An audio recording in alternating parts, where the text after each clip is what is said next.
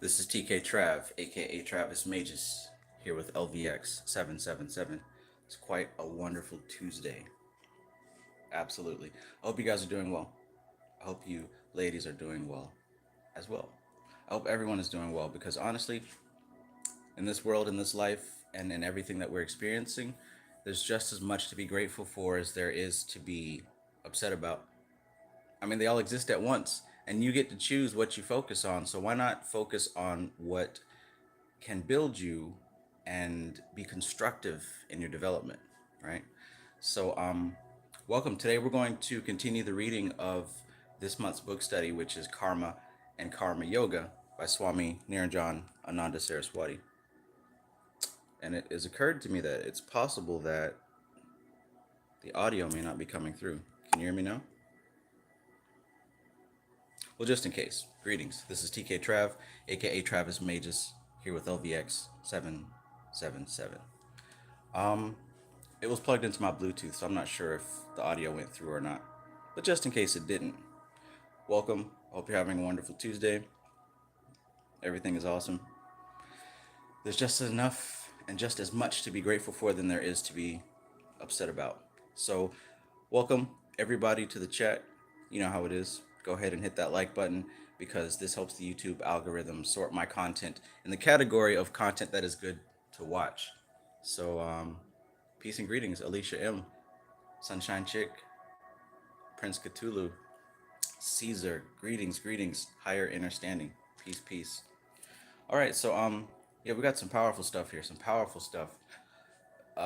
This book is extremely informative and helps to clear out a lot of the misunderstandings when it comes to concepts like karma and how it impacts, relates to, and affects our daily life, whether it's our behaviors or our thoughts or the actions of what happens in our environment. It's all karma. Nothing escapes what we call karma. Karma is more than just reward and punishment, good and bad. Karma is literally the name of the formula of how reality processes itself. Because that's what it is.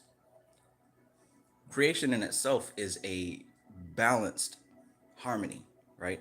Everything in the material plane is one thing. It's one thing existing in a state of harmony. Now, in the unmanifest dimension, which is removed from time, right? So imagine that time doesn't exist in the unmanifest. In that place, everything is perfectly balanced. Now we can look at the balance of creation within three lenses, which is Rajas, Tamas, and Sattva, the three gunas. The Rajasic nature could be the agitated, active nature, going back and forth, left and right, all the movement, whereas the Tamasic aspect would be decay, inertia, ignorance, darkness, and then the Sattvic aspect would be clarity, balance, and harmony. So they exist in equal proportions in the unmanifest dimension. Now, because we are within creation, or rather, our focus and our attention is attached to an object within creation, because of that, we're experiencing time, right? We're experiencing the perception of time. Time doesn't exist outside of your perception of it, okay?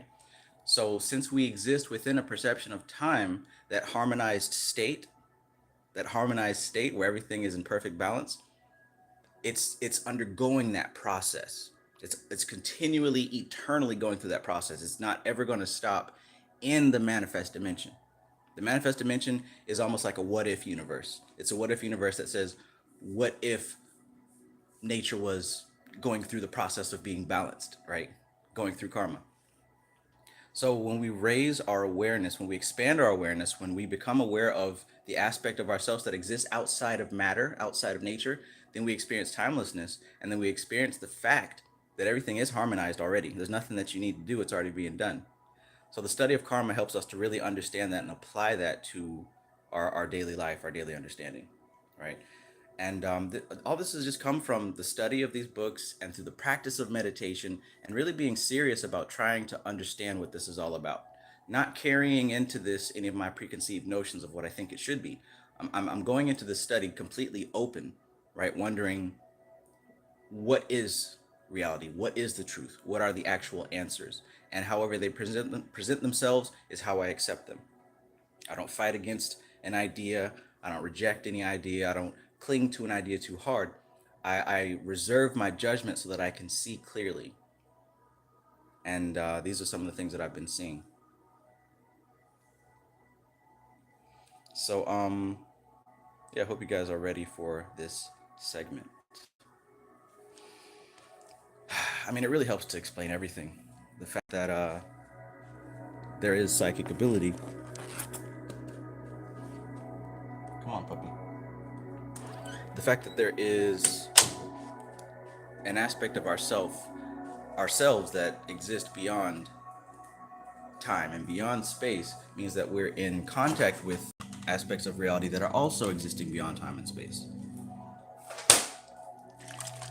Now, what that means is that when we talk about manifestation, we're talking about a process of evolution where things are going from uh, non existence into existence. Okay? Now, what that means is that that's happening gradually in layers, it's happening as a process. So, when something is non existent, it doesn't exist within nature. But when matter comes into contact with consciousness, it begins to move, it begins to stir, or at least it seems to, from the perspective of being incarnated, being manifested. So, from that perspective of being manifested, we begin to see that patterns emerge. Now, one of the patterns that emerges is the first aspect of these five elements. So, the first aspect that emerges is called ether, akasha, right? And this this is like the initial existence of something manifesting into the manifest dimension. So this would be Kether. This would be the point on the tree of life that we know as Kether, where it first breaks into manifestation. It's very undifferentiated. It's very general, very broad. It's very pure, right? It's purified life force. Now, as it becomes more and more dense, as it begins traveling through the layers of manifestation and through the layers of evolution into matter, it begins to take form. It begins to become more and more limited. So it goes from the Akasha element and becomes a little bit more dense into the air element. And we know the process down to fire, down to water, down to earth, where it becomes extremely limited and extremely, you know, bound, extremely bound and identified with matter. So here's the thing: when we talk about psychic ability or spiritual anything, what we're talking about is we're reaching upward to experience those aspects of reality that have not yet come into solid manifestation. In other words, um, if we were to talk about this candle that's right in front of me, in the physical dimension here, it is manifest as a flame on a candle. But if you were to perceive it on the subtle level, you'd start getting closer and closer to the original essence of what we know as fire, right? And that essence is eternal. That essence doesn't exist in the manifest, but we experience it in the manifest as fire, as heat, or as any other source that would be related to the fire element. But there's a source behind the form, right? Just like you have a source that's behind your form, just like all words and concepts and ideas and everything has a source behind its form. So what we do with these spiritual practices is we begin to hone our senses. We begin to hone our senses so that we can begin to detect and become aware of the essence that exists behind, beneath, beyond the manifested form of it. Let me know if that makes sense. Because I know these are a lot of words, and if there isn't anything to fill those words, if the essence isn't there, then it won't make sense. But if the essence is there, you can kind of start to understand it, even if you don't, you know, even if you don't. But anyways, learning about karma, we're learning about the essence of existence, the essence of why we have life and why we're here and why we do all this stuff. All right. So the more that you do these meditations, the more that you become refined and you're able to experience these subtle vibrations. And back to Tot Washuti on page 45, I always talk about that diagram. Page 45, right here. We've got Prakriti, which is the manifest dimension. And then we've got the Antakarana, which is how we experience it. We got the 10 Indriyas, which are we've got the five senses of knowledge and the five senses of action, which means, your hands and your feet and your sex organs, and it also has the organs of accumulating data, which is your ability to hear sound, your ability to see sight, your ability to smell smells and taste tastes and feel feels. This is your ability, the potential to do that. But it's not the sounds themselves. It's not the sight or the taste or the hearing. It's not those things itself. It's just the ability to do them. So we have over here the tamasic aspect of Prakriti, which are the 5 tanmatras. And those are what I'm talking about as far as the subtle essence, okay? So the subtle essence of sound, right? When that subtle essence, when you become aware of that subtle essence, it's going to come into manifestation and be translated into an actual sound. So for the example of my candle, over here, I'm going to perceive the light of the candle. I'm going to smell the smell of the oil that I'm burning on the incense here. All right. But guess what? Before it hits my senses, it already exists as a subtle essence called a tanmatra. Now, those subtle essences, as they become more dense and more manifest, they become the actual elements, the actual tattvas, right? But we're talking about layers of subtlety here. So here we have the experience. Here we have the experience, but the subtle aspect of the experience. The actual experiencer is nowhere on this map. The experiencer is on this side, what we call Purusha, what we call the individual soul. But remember, the soul has never manifested into the physical plane. We're merely observing the process of what's happening here. All right, so let me know in the chat if that makes sense. Let me know if it does not make sense. I've got to keep asking that because I don't want to ramble and not have anyone following what I'm saying here. And by the way, as far as this karma and karma yoga, it also would help if you were to supplement it with this book here by Swami Vivekananda, Karma and Karma Yoga. And you can go ahead and take a screenshot of this part here because this version I found is actually out of order. So the actual order I have labeled here. This book has the chapters from, karma, et cetera, et cetera. But really, Swami Vivekananda gave this book as a lecture, the same way that Niranjan Ananda is giving these books as a lecture. He didn't actually sit down and write these books. They were transcribed from lectures that they gave. So if you do end up getting Karma and Karma Yoga, you can just take a screenshot of this right here. The lectures were split up into 2 different ones, one for a beginner's class and one for an advanced class. So for the beginner's class, the chapters go karma and its effect on character. That's 1. And then it goes number 4, which was what is duty. And then number 5, which is we can help ourselves. And number 4, which is the ideal of karma yoga. Then the advanced classes would be chapter 2. Each is great in his own place. 3, the secret of work. 6, non-attachment.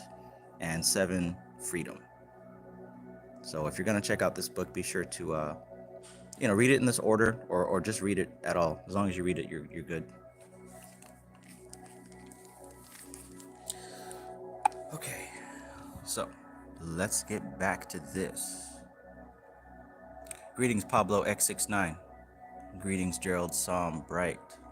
Framestar Films. Peace, peace, bro. All right. So let's get on with it. This is kind of a long chapter, at least long for in comparison to what we've been reading.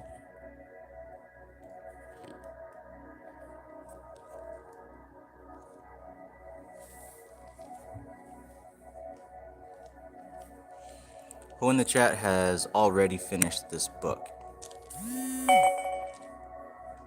Let me know.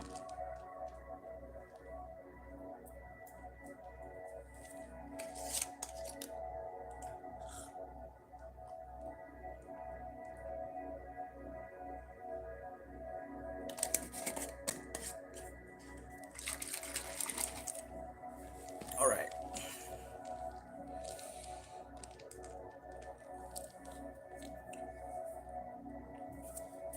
Let's travel on to chapter 3.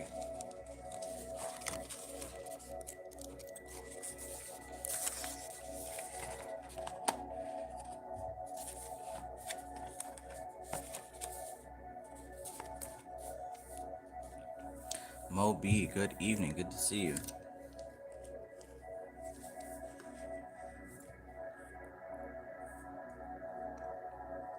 All right, let's get to it. There's a lot of information to dig through here, so ride with me here. Listen along and comment if you have any questions or observations. So here we go. Operating system and mind. Our life is experienced through four components. One, the basic instincts, which is ahara, nidra, bahaya, and maithuna.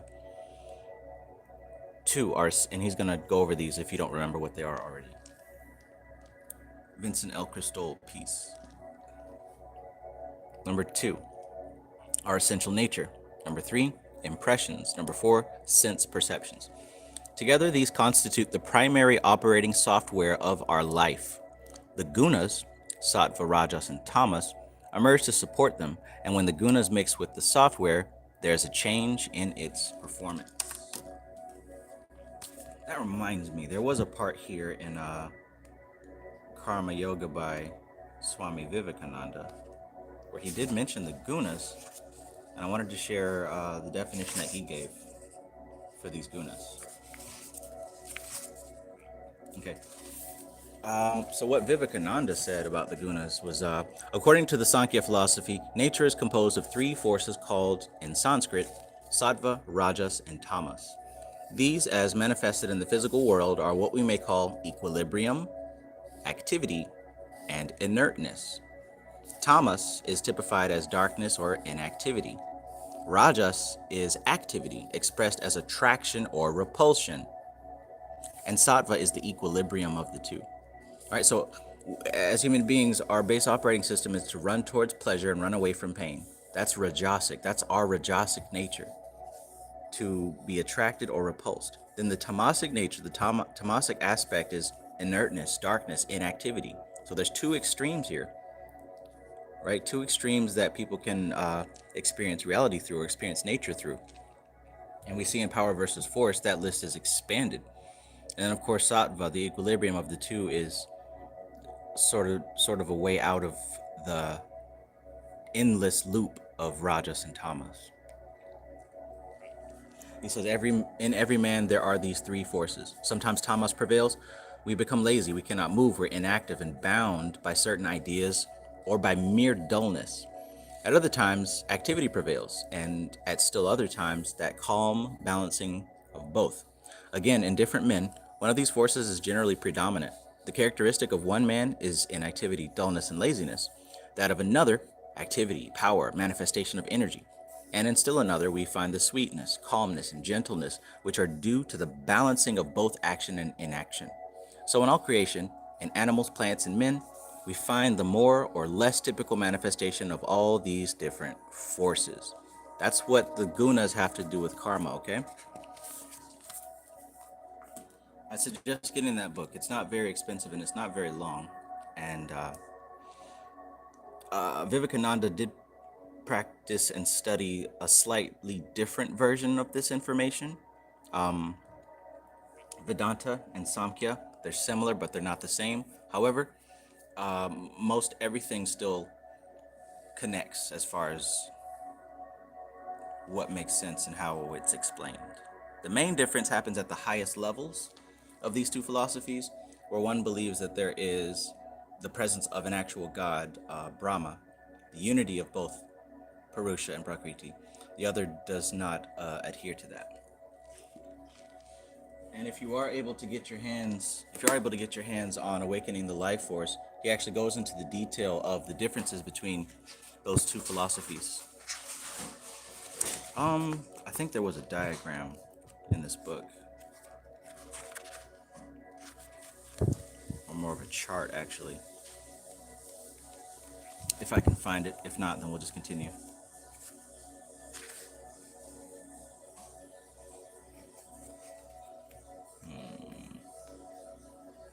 Yeah, I think this is it.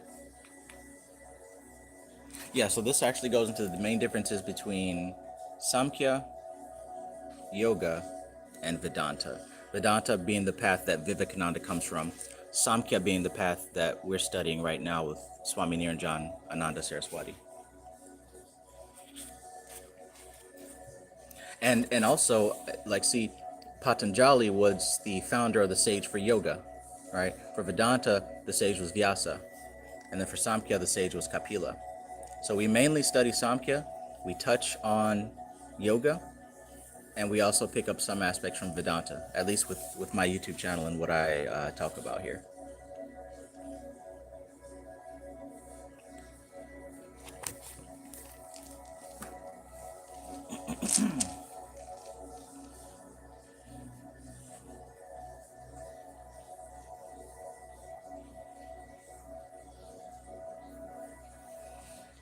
Okay. So, management of instincts. In order to practice karma yoga, one has to begin with management of the operating system of life. This is achieved by associating with jnana. For example, you are walking on a road in the dark and you spot a piece of rope. The thought comes, it is a snake. When you believe that the object on the road is a snake, you will never think of it as a rope. As you identify that object as a snake, the corresponding responses will emerge: fear, palpitation, nervousness, and the desire to flee. At that moment, if someone were to tell you that it is a piece of rope, your response would change. The moment you understand that it is a piece of rope and not a snake, the fear leaves you. Your heartbeat becomes normal. The desire to flee dissipates. In this manner, through knowledge, through understanding, you can overcome one component of the instincts, which is fear.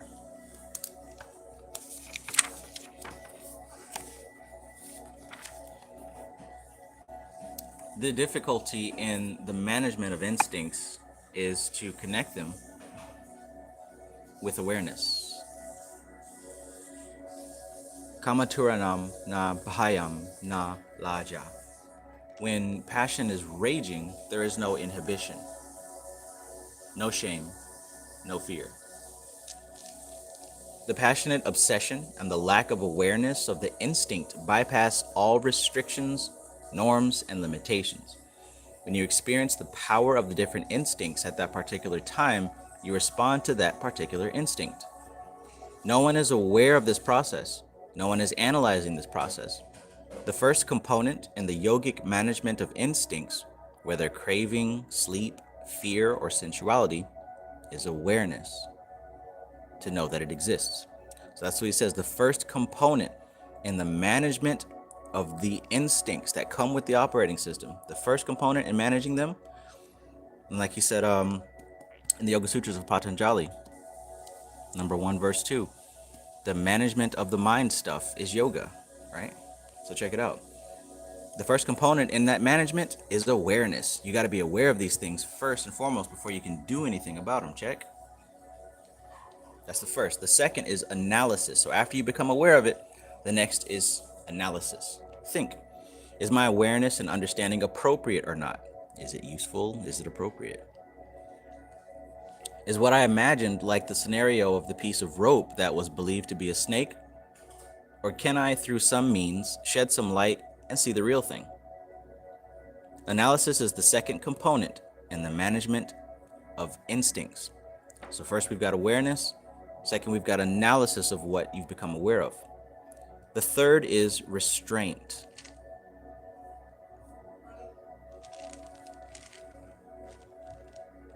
Control the reactions, control the responses. Don't overreact. Restrain yourself.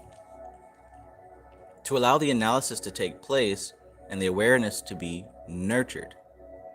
Once analysis has been undertaken and awareness has been nurtured, then one can tell whether the response is appropriate.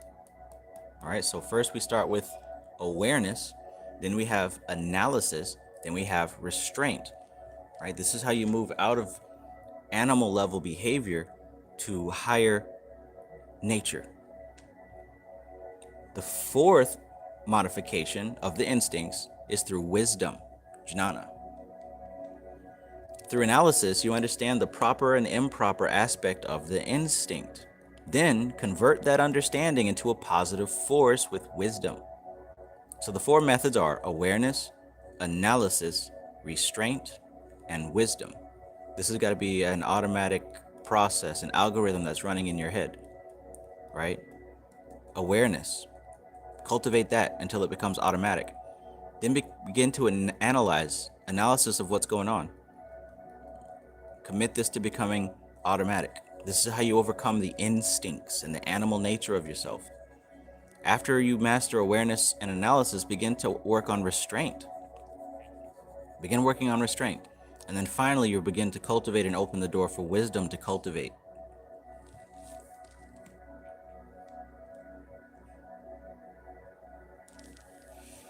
Management of Swabhava. Next is management of Swabhava, character or nature, right? Human nature and character are based on different impressions and qualities that we inherit and awaken in our life. We inherit certain impressions and qualities at the time of birth. They define the character and the personality. A person can be optimistic or pessimistic. A person can have faith or be a fatalist. One can be positive with happiness and joy in life, or one can be pessimistic, always feeling hopeless. Such behaviors of the personality are not external impositions. They're not external impositions, but they're expressions of the inherent qualities which manifest in the course of life. So look, what he's saying here is, as far as your character, people ask, the timeless question, is it nature or is it nurture, right? Are we born the way that we're born, or do we adapt to these different qualities? Well, of course, both are true in different scenarios, but for the most part, your character and your basic nature is already there. He says such behaviors of the personality, they're not external impositions. They weren't put on you, right? But they're expressions of the inherent qualities which manifest in the course of life. The person that you are isn't just what you've learned. There was something there before you learned it. There was the propensity to learn it. Remember what I said earlier about the five senses and the subtle aspects of the tanmatras, right? Before, of course you smelled something, but before you smell it, there's a subtle essence of that smell that exists on a subtle dimension. So before you actually smell it with your nose, that scent already exists eternally. You just become aware of it at that moment in time. Likewise, your character, your personality, who and what you are as far as your behaviors, that exists as a subtle essence. You're merely experiencing the expression of that essence through your life. Let me know if that makes sense. How can one transform this character when, in the conditioned state of life, mind and the senses, all the energies are flowing outwards towards sense objects? Our present awareness is external. It is material, it is sensorial and sensual, right? So he's talking about you got to have the awareness to be able to overcome the instincts. But here's the thing, our awareness is actually pushed outwards. So we're focused on everything around us. We're focused on things, the material, the senses, and the sensual. Thus the projections and the swabhava, the character, they're externalized, which causes the negative and limiting tendencies to raise their head in the form of jealousy, frustration, depression, and hatred. So the projection of your character, that's what he says to the projection of your character, it's externalized because your awareness is on the external world. Your attention is on the external world. So naturally, of course, you're going to want to think that you can solve it by external means, but that's not the case. Lust, greed, and the desire to possess, right? At the core of all these manifestations is the basic need to satisfy your own nature. So look, you've got your own nature, and you've got this instinctual basic need to satisfy that nature. Now that need is going to express itself as different actions. Deja vu. I had a dream of this moment. But that basic need to satisfy your nature, right? That's going to cause you to behave in a certain way. It's not the behavior itself, it's the cause of that behavior. That's what we're addressing here. After all, why do we feel envious or jealous of somebody? The feeling is that the other person is getting more than me, whether it be more attention, more affection, more consideration, more wealth, or more happiness. When we see fulfillment in another person's life and the lack of it in our own, then jealousy raises its head. Comparison between two people is the cause of jealousy, me and you. If you do not compare yourself to me, if I do not compare myself to you, there is no cause for jealousy. It is the same with hatred, love, or anger. This makes perfect sense. Remember that the two separate things have to come together in order to create the third. The two things here are sad little me and happy you. When you begin to identify yourself with sad little me and perceive the other person as the one who is happy, then at that time, the negative traits of human nature surface in the form of greed, envy, jealousy, and so on. They alter the mental perception. They cover the light of wisdom and understanding with avidya, ignorance, and you become dull, tamasic. That is swabhava. Look at what he said there about the character. Within you exists these extremely raw, basic desires. And depending on what you're focusing your attention and your awareness on, you're going to bring out certain desires. So if you have this mindset that is used to comparing yourself to people, look at how much better they're doing than me, then of course you're going to begin to pull out and manifest the negative aspects of your character. You're pulling it out because of what you focus on. Likewise, when you focus on positive and constructive things, like being grateful, like trying to help and serve and being selfless, when you focus on things like that, you actually pull out the better aspects of nature, right? It's all in you, right? People say, oh, I'm all things, right? But your awareness and what you focus on causes specific aspects of your nature to expand.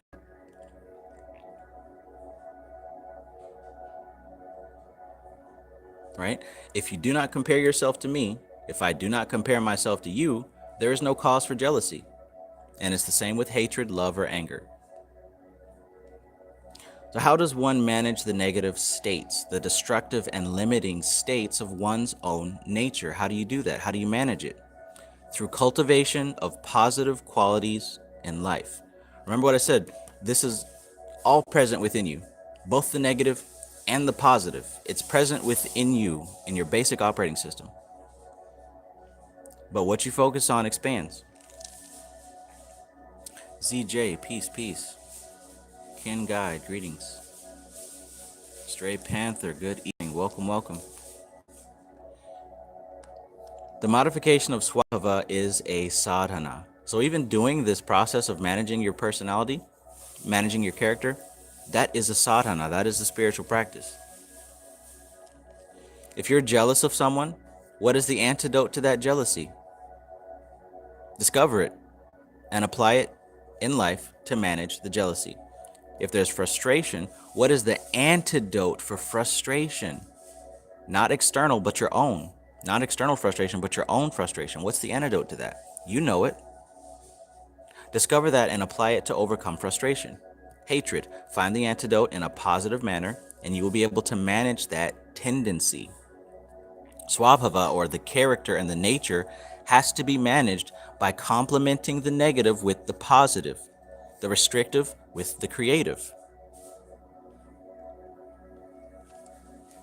Sunshine Chick says you can literally create the life you want. Exactly. Because like what he's saying here, it all exists within you. The potential is in you for any and everything. Right? Whether you're going to be someone who is extremely successful or someone who's extremely broke down, the potential is there. But based on what you focus on, what you cultivate, that's what's going to show up and make itself known in your life. No one's doing anything to you. What you focus on, what you cultivate, that's what you get more of. And he says here again, swabhava, the character and nature, has to be managed by complementing the negative with the positive, the restrictive with the creative. Do not try to pull out the negative from your nature, right? Don't try to remove the negative. Don't try to erase these things, because it's a part of your programming. It's not even yours. You didn't put it there.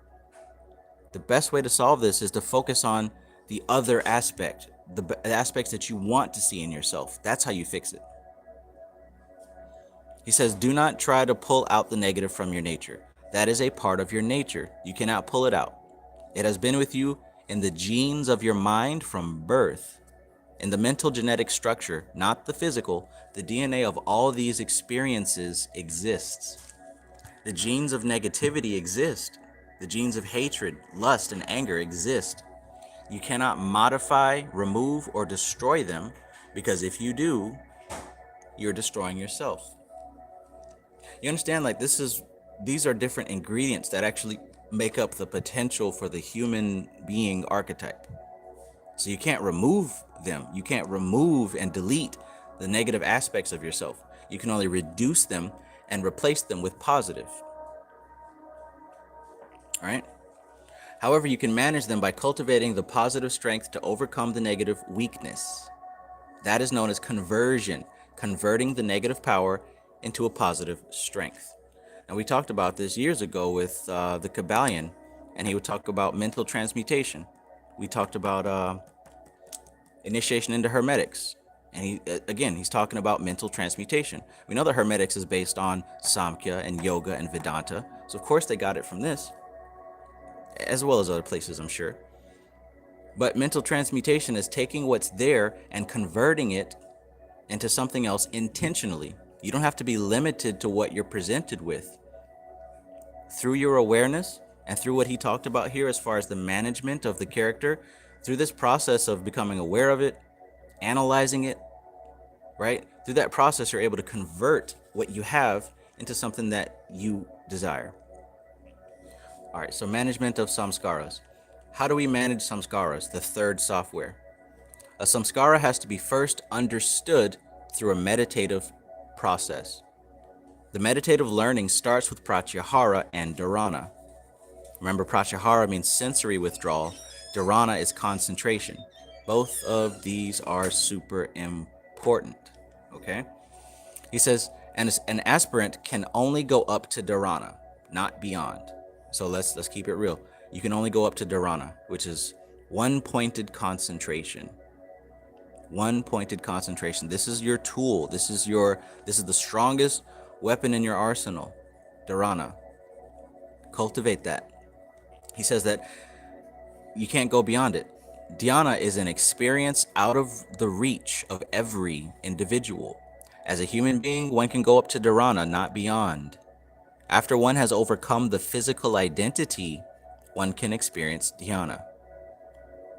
So you have to overcome the physical identity first. And that's going to take multiple lifetimes for most people, which is, again, part of karma. Once I was traveling in Tasmania in 1977 in a car with a driver. We were going through the countryside. There was a lake, and beside the water, a massive willow tree was growing. I looked up at that willow tree, and the car moved on. At that moment, something shifted in my head. I lost my body awareness and became the tree while I was in the car. It was a frightening experience. That was dhyana, meditation. That's what meditation actually is. So when most people say meditation, they're not actually talking about meditation. Meditation is a frightening experience, as when you lose awareness of the body, what is there to hold on to? I had become the tree. I could feel the sensation of ants and insects crawling up the bark of the trunk. I could feel the wind blowing through the leaves and swaying of the twigs and the branches in the breeze. I could feel the water lapping at the roots of the tree. The experience lasted only a few moments, but it felt like hours. The mind totally lost physical perception of myself as an individual and became the tree. That is the state of meditation. Meditation cannot be practiced. It is a state of mind. It is absolute identification with the object of meditation, which you acquire after you have perfected dharana, concentration.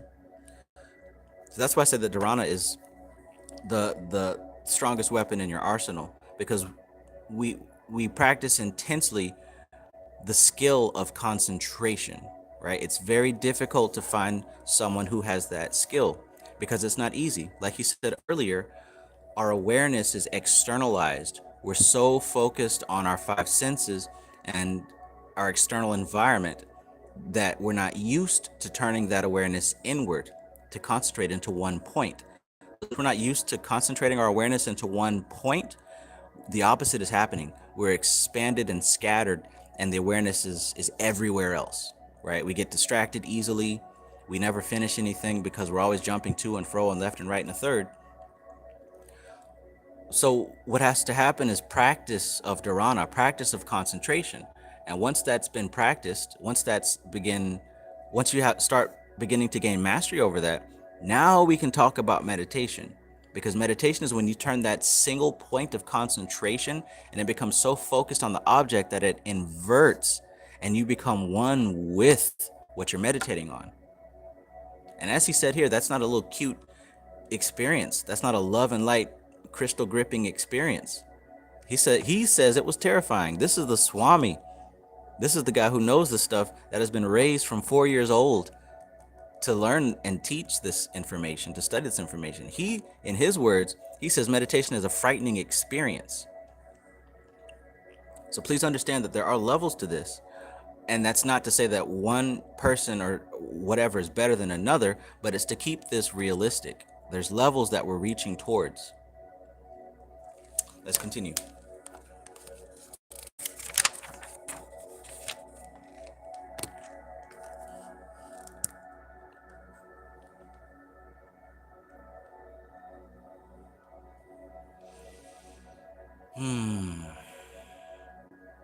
Al Dickey, thank you. I appreciate you.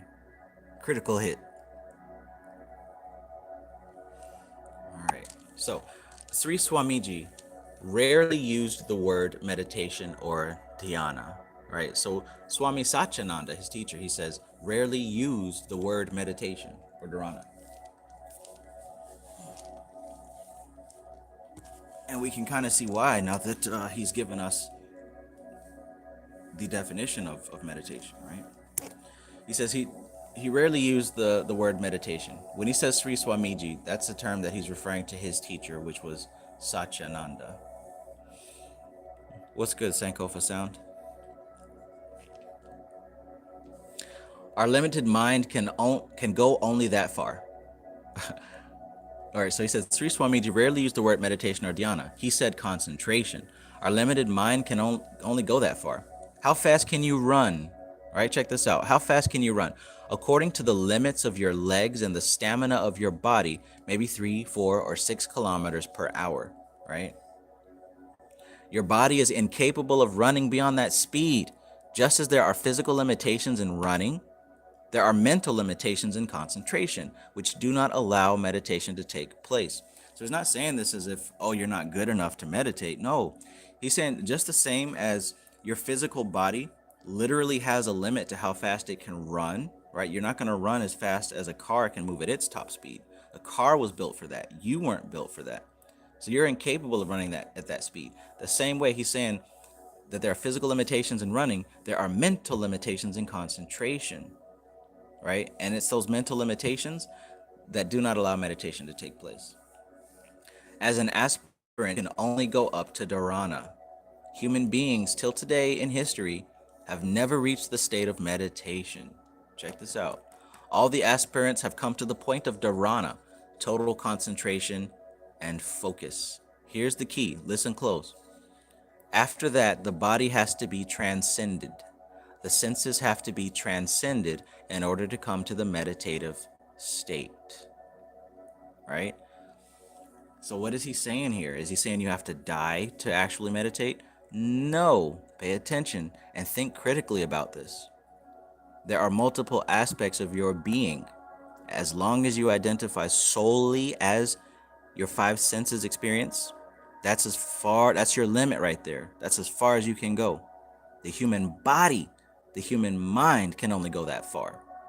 But there are other aspects of yourself, more subtle aspects of yourself. You have to become aware of those aspects, of those levels of yourself. You have to transcend, just like he says. The body has to be transcended. The senses have to be transcended. So this is something that's taking place beyond the 5 senses, beyond time, beyond space. Let me know if that makes sense. Let me know if that sounds like some sci-fi channel stuff or whatever y'all got on TV now. There's layers and there's levels. But in order to reach actual meditation, actual dhyana, actual oneness, you've got to transcend the manifest dimension. And this is what I was talking about at the beginning of this video. I was saying about how you've got the manifested things that you're experiencing with your senses, but there's a subtle aspect of those things that you're experiencing. And that subtle aspect has not manifested yet. But everything in manifestation comes out of that unmanifest level. So you've got to bring your awareness to that level. And once you're there, limits begin to dissolve. So naturally, if you're not experiencing this with the five senses, then you're experiencing it at the subtle causal level. And it's extremely easy to become one with this thing because you're beyond yourself. Oh boy. Oh boy. Let me know if y'all are getting this, because this is some high level stuff right here. This isn't just the average everyday, oh, here's your tarot card reading, or let's talk about demons. Like, no, this is the real stuff right here. Let me know where y'all are at in the chat.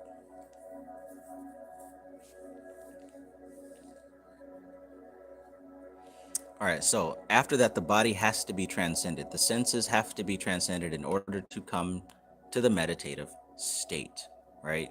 You've got to come into awareness with the subtle bodies. Right now, you're kind of aware of the physical body, but there's a etheric body, there's an astral body, a mental body. These are different levels of experience that exist outside of the manifest dimension. And it takes practice to get there. It takes the right meditations to get there. All right, so therefore, although I am using the word meditation, it should not be taken in the sense of higher meditation, but only the lower meditation, where you develop and cultivate the awareness of your inner behavior, your inner personality.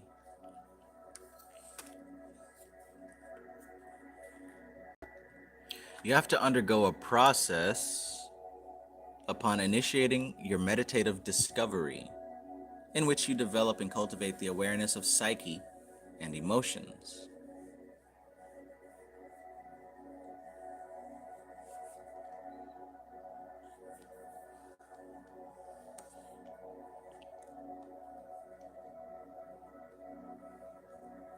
Gerald Sombright says, I'm getting it. So your awareness becomes more total as you reach these higher levels. Absolutely. Absolutely. And there's a key thing that has to be remembered throughout this whole shebang. These things are always present. It's just you're coming into awareness of them. Just like what he said about the personality. The negative aspects are there, just like the positive aspects. But your awareness dictates which one manifests at the time. So likewise, everything emanates from the Akasha element. The Akasha didn't go anywhere. It's still there. It's the underlying code that allows for a fertile ground so that density can manifest. One way to look at it is, it's almost like computer code, where you can develop apps, but you have to have code to develop the app, right? So when you think about that code, within itself is the language and the parameters for which anything can be created, right? You can't create anything on the computer outside of that particular line of code. So anything that can and will exist within that computer has to come through that code. So the code itself would be related to the Akasha element, whereas the actual apps that are developed, those would be more of a dense manifestation, like the earth element or Malkuth. But check this out. There's even a computer to put that code into. And then there's a programmer who has to write the code. So all these are different levels. All these are different levels.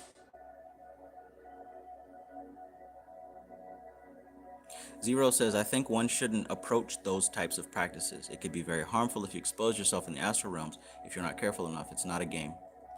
And speak for yourself. Speak for yourself. But I do know that you're always exposed to these levels. You're never not exposed to these levels. Like I said, it's just you're not aware of what's going on. So it will behoove you to remove fear from your dictionary and from your personality, because what you're afraid of, that's going to be the limitation of how far you can expand. So when you begin to address those fears, you begin to push those limits back. And then you'll eventually see that there never was anything to be afraid of in the first place. But I agree with your last statement. It's not a game. Although it kind of is a game.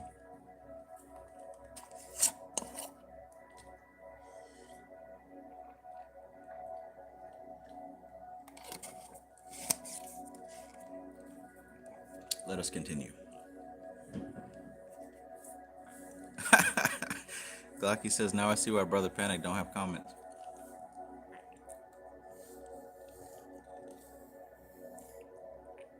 So look, you have to undergo a process upon initiating your meditative discovery in which you develop and cultivate the awareness of psyche and emotions. And that is the system of pratyahara and dhyana. Those who do not go through these stages of pratyahara and dhyana cannot understand the theory, philosophy, and experience of meditation. So literally everyone who talks about meditation and who isn't educated on some of these concepts is not conveying it in the proper light. And I say proper according to the tradition from where this comes from. So again, meditation is not just sitting still, being quiet, and thinking about your day. That's not meditation. That's sitting still, being quiet, thinking about your day. Meditation, technically, literally, is the level, the state of mind that exists beyond body consciousness, beyond five sense consciousness, right?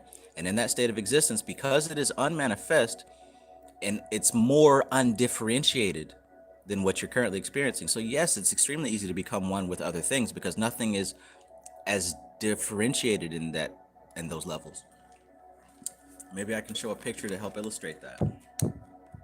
So I'm flipping through this book here, Awakening the Life Force, and I've shown this diagram before about the levels of manifestation of Prakriti, right? So in the unmanifest dimension, Prakriti is completely harmonized. This is and always will be. This is the eternal aspect of Prakriti.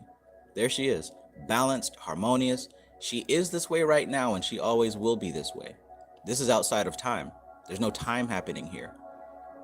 It's all collected as one. It's as if you've got the video game in the cartridge. It's just a cartridge. You haven't played it yet. It's there. All the potential for that game is there. Everything you could possibly do, the cheat codes, the future versions, the past versions, everything is there. This is Prakriti. Now, when you get a little bit more dense, when you incarnate inside of this, when you experience existence within nature, we become more dense. So notice now that we've begun to enter time and develop intellect, develop buddhi, develop higher self, at the higher self level, it isn't completely harmonized and balanced, but it's not solid either. Notice how wavy it is, right? But when we deal here with the ego level, manifestation, notice how what used to be balanced, harmonized, or even mixed a little bit is now solid and dense and separated. Notice the Rajasic elements are their own, the Tamasic elements are their own, the Sattvic elements are their own.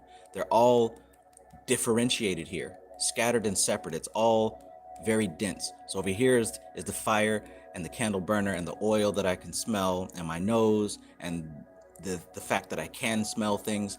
All that separation is here. Up here, it is a little bit more undifferentiated, right? The smell is a bit linked with the ability to smell. These things, the separation is no longer as apparent as it was down here, right? Now, like I said, this is eternal. This is the eternal aspect of nature. This is the manifest aspect of nature. Cause and effect, beginning, middle, and end. This is the illusion because, as I said, the eternal nature is already balanced and harmonious. But because we exist in time, because we experience within time, it doesn't seem to be balanced and harmonious because we're going through the process of harmonizing and being balanced. You see the difference here? So it's not that one is real or one isn't real or you can't get here or can't get there. It's about what level of awareness you're at. Let me know if that makes sense in the chat.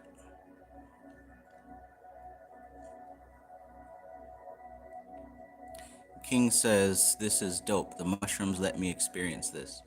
Absolutely. That's what they're here for. Christina.com says, just wanted to say these studies are super effective. Long story short, I'm feeling much better. Super effective instead of taking something for anxiety. I just tuned into your channel. Thanks. Thank you. That's subtle essence, right? So again, he says here, those who do not go through these stages of pratyahara and dharana cannot understand the theory, philosophy, and experience of meditation. Just as in present day and time, samadhi is out of reach of every person, meditation is also out of reach of every person. However, through concentration, through focusing the externalized mind, you can discover and realize your own psyche. So as a basic, average, everyday person, you're not going to reach the level of meditation. You're not going to reach the level of samadhi. And the reason being is because your awareness is externalized. You're focused on everything happening outside of your body. Not only are you focused on it, but you identify with it. You explain yourself based on what you're experiencing. But when you turn that awareness inward, you begin to notice those subtle aspects of reality that I just mentioned. And when you turn your awareness inward and you practice concentration and focus, you begin to expand beyond those limiting aspects of self. And it's in that expanded state, that's when you reach the level of meditation, samadhi, enlightenment, etc., etc. So he goes on to say this: the deeper mind is like a picture book. On each page, there's a picture, but to look at the picture, you have to turn the page. In the same manner, deep inside the human psyche are the impressions from all previous lifetimes, rubber stamped on each page. It's like your passport. Your passport contains the information of the journeys gone through in the valid period of the passport, and the old passports contain information of the journeys undertaken in the past, and they have those immigration stamps. You use the new passport for your travels and also retain the old passports. The old passports are the past impressions, and the new passport is what you are living at present. The old passports indicate that these are the countries you have journeyed to, which is confirmed by the stamp of immigration. When you open an old passport, you see that many years ago you had gone to Egypt. The memories of that journey will come. In life, you open up the psyche, discover the immigration stamp of a karma, a samskara, and realize that. First, you have to discover, and that is achieved through dhyana, a meditative process through which we can go deep into our own nature. The practice of mantra helps in that. So look at what he said here. The layers and layers and layers of memory and experience, and this even talks about past lives and things of that nature. All of this information and data of your experience in this manifest dimension, it's still contained and carried with you, but you're not aware of it because, like I said before, you're externalized and focused on your direct experience.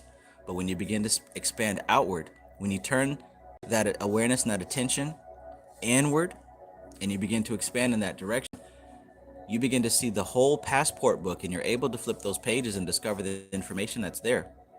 Now, it's always present whether or not you're aware of it or not. Matter of fact, not only is it present, but it also has an effect on you. The deep impressions, the samskaras, they impact and affect your behavior. Everything that you do, right? You say you have free will. You say that you can do what you want, but the thing is, where do those wants come from? Everything that you do is because you have a deep subconscious impression that urges you to do that. Now, the deep subconscious impression may be whatever it is, but it's going to manifest itself in different ways. If you're prejudiced toward a specific race of people, then all of your behaviors throughout the day are going to reflect that subconscious impression.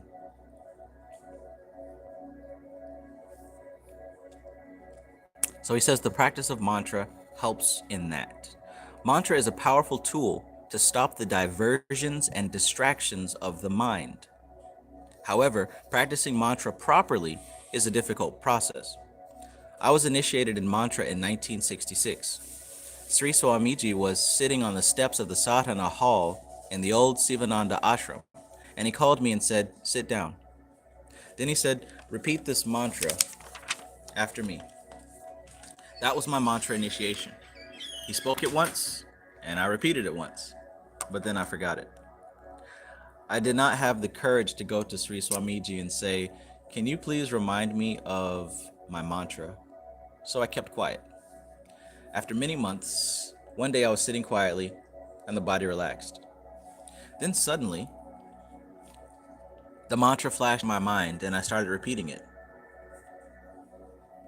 I realized that this was the mantra given to me. I was so happy that I ran to Sri Swamiji and said, Swamiji, I am doing my mantra sadhana. The mantra memory suddenly came. I had forgotten it. The power of the mantra given by my guru was such that it was active in my unconscious mind. I asked Sri Swamiji how many malas of mantra I should practice. He said only one mala with awareness. Check this out. Till today, I am trying to complete that one full mala with awareness. And when we say mala, we're talking about the necklace here. There's 108 beads on the mala because you're supposed to say these mantras 108 times. That constitutes one full mala. He asked Swami Satchidananda how many malas of mantra should he do? How many full rounds of the necklace should he do? Swami Satchidananda said only one with awareness. Now Niranjanananda says, till today, I am trying to complete that one full mala with awareness. If I only have to move the beads and chant the mantra, I can do many malas in 1 hour, right? Anybody can do that mechanically. If I have to be aware of each mantra 108 times over, I don't know where the mind goes after the 50th, right? And let's keep it real. How many of you get distracted after the 3rd, 4th, and 5th? Then I realized that my mind is not fixated on the mantra. So I again drag it back and start the mala from number 1. Till today, I have not been able to complete one mala of mantra. So, that should be a little bit comforting coming from Swami Niranjanananda, right? Because that shows that this is where you want to be with it. You want to be able to complete one full mala of mantra with awareness. You want to do that, but it's difficult, right? Most of us begin to get distracted after just a few, and that's okay. Bring your awareness right back and continue. It's not about giving up or doing it perfectly the first time. The more that you practice, see, concentration is like a muscle. It has to be exercised and gradually developed. You're not going to snap your fingers and suddenly you're going to be perfect at concentration. It's a practice. That's why it has to be done consistently. Consistency is better than just doing a bunch of it at once. Management of the senses. The management of the 4th component of the operating system, the indriyas, the senses, right? So remember, talked about this a little bit earlier, page 45, taught with Shruti, right? And he's talking about the indriyas, the senses here, right? This is the rajasic aspect of, that's the sattvic aspect of our experience. And the tamasic aspect are these elements here. But anyways, the 10 indriyas. The 10 indriyas are going to be the organs of knowledge and also the organs of actions. So the ears and the ability to hear, the skin and the ability to feel, the eyes and the ability to see, the tongue, the ability to taste, nose, the ability to smell, speech and the ability to speak and express yourself, the ability to grasp things, the ability to move, the ability to have sex and reproduce, and the ability to take a poop. These are the indriyas, right? The context, whereas the content would be the subtle tanmatras, okay?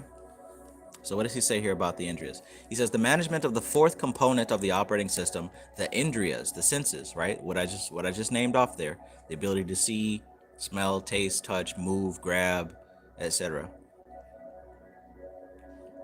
The management of those is done by refocusing their attention. All right, this is a big obstacle for a lot of people also. If the eyes look at something or someone and find it desirable, a pleasing flower or a desirable person, at that time, one should observe one's thoughts. You should look at that object, the flower, and say, what a wonderful shape, color, form, beauty, smell. Up to that point is fine, but then alertness has to come in. What is the next stage after appreciating the beauty of a flower? What do you want to do after the appreciation of the beauty? Think about that. Whenever your senses are activated, when you smell something good, when you see something nice, when you taste something nice, when you have an idea that you want to do and it feels good to think about it, what comes next? After you recognize the fact that it's pleasurable, that smells nice, or that would taste good. After you have that thought, look at yourself, analyze what happens next. Did you know that there are some people who cannot or have difficulty controlling themselves as far as immediately and instantly going to grab it? It's like, you know, having a bunch of snacks in the pantry, and every single time you get a tiny impulse of hunger, you go and grab something to eat. Every single time. That's a lack of control. Right? There's no management there. There's no restriction there.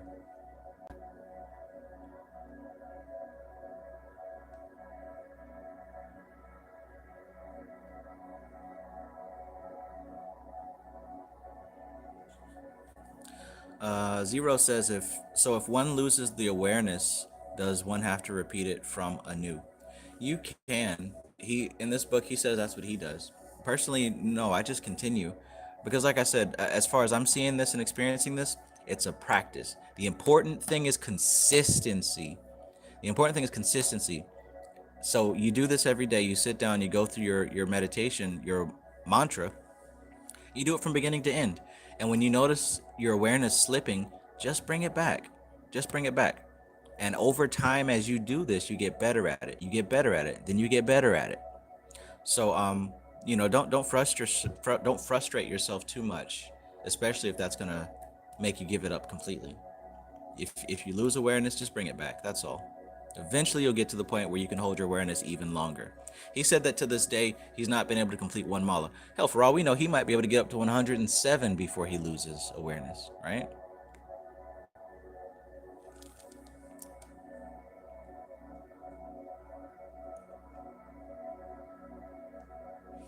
Glocky says, so doing magic helps our concentration, focusing on symbols and images, or not like mantra do. Yes, it does. Absolutely, it does, because the key here is concentration. Concentration is how you move beyond the limits of the human vehicle. It's through concentration that you're able to do that. So yeah, any exercise that teaches you how to intentionally develop strength with concentration is going to help you. Greetings, Mad Bear. Mad Bear says, I'm here for the Super Bowl. Peace, Trav. I'm not sure what that means, but I'm going to take that as a good thing. Super Bowl. I remember in middle school how the little white kids sometimes would come to class with like this bowl cut. It'd be like this perfect bowl shape, almost as if their mom put a bowl on their head and just cut around it. And I remember the extreme joning sessions, calling those kids Super Bowl head. That was a funny memory that came back up. Oh, okay, I get you. You said on your Instagram song, as a reminder, it had the Super Bowl on. Okay, gotcha.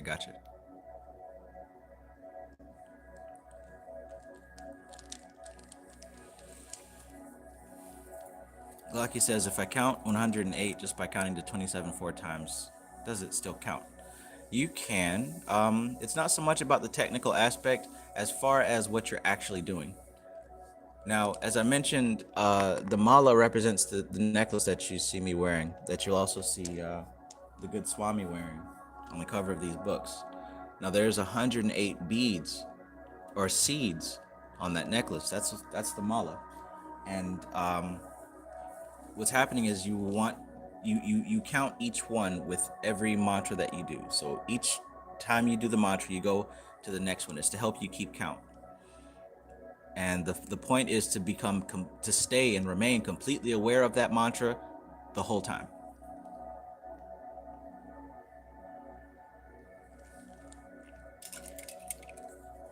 So if you're doing it that way, then you wouldn't be counting 27 4 times. I mean, you would, but your focus would be on the mantra itself, and the necklace, the mala, would help you to just know where you're at with it.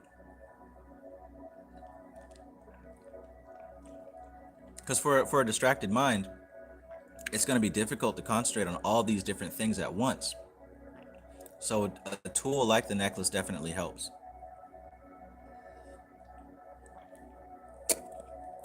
Zero says, man, I think my Rudrakasha is fake.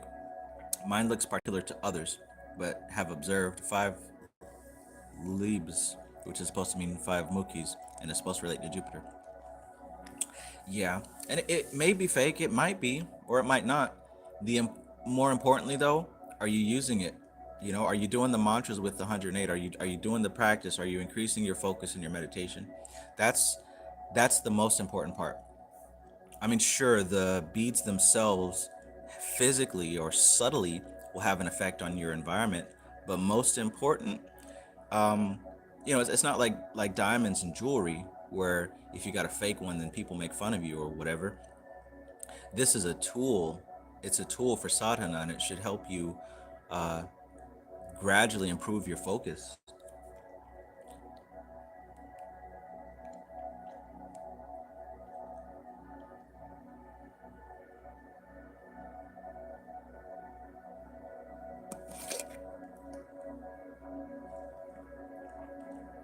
So, it could be fake. Eventually you'll get a real one. But for now, just make sure you're using it.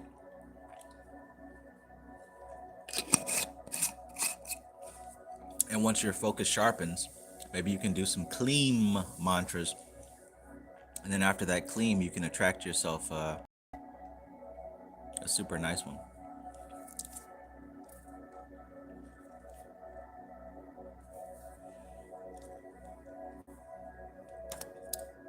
All right, so like he was saying here, when your senses perceive something pleasurable, after you acknowledge that it's pleasurable, that's cool. Nothing wrong with that. But what do you do after, right? Typically, after we sense something pleasurable, we chase after it. Oh, that smells good. I want some. Oh, that tastes good. I want more of it. Oh, she looks good. Let me go holler at her, right? What do you do after your senses pick up pleasurable data or even painful data, right? Just become aware of yourself.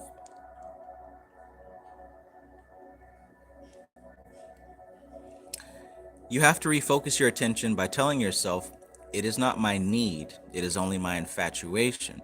Nothing more than that. Infatuation is different from need, right? And if you notice, young people, children especially, don't know the difference between that. Infatuation is different from need. This is something that you learn with wisdom as you get older. Oftentimes your senses will perceive something that's pleasurable, but that does not mean you need it.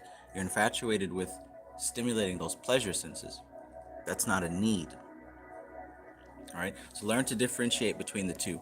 When you're able to do that, you can have control of the senses, or what he called indriya sanyam.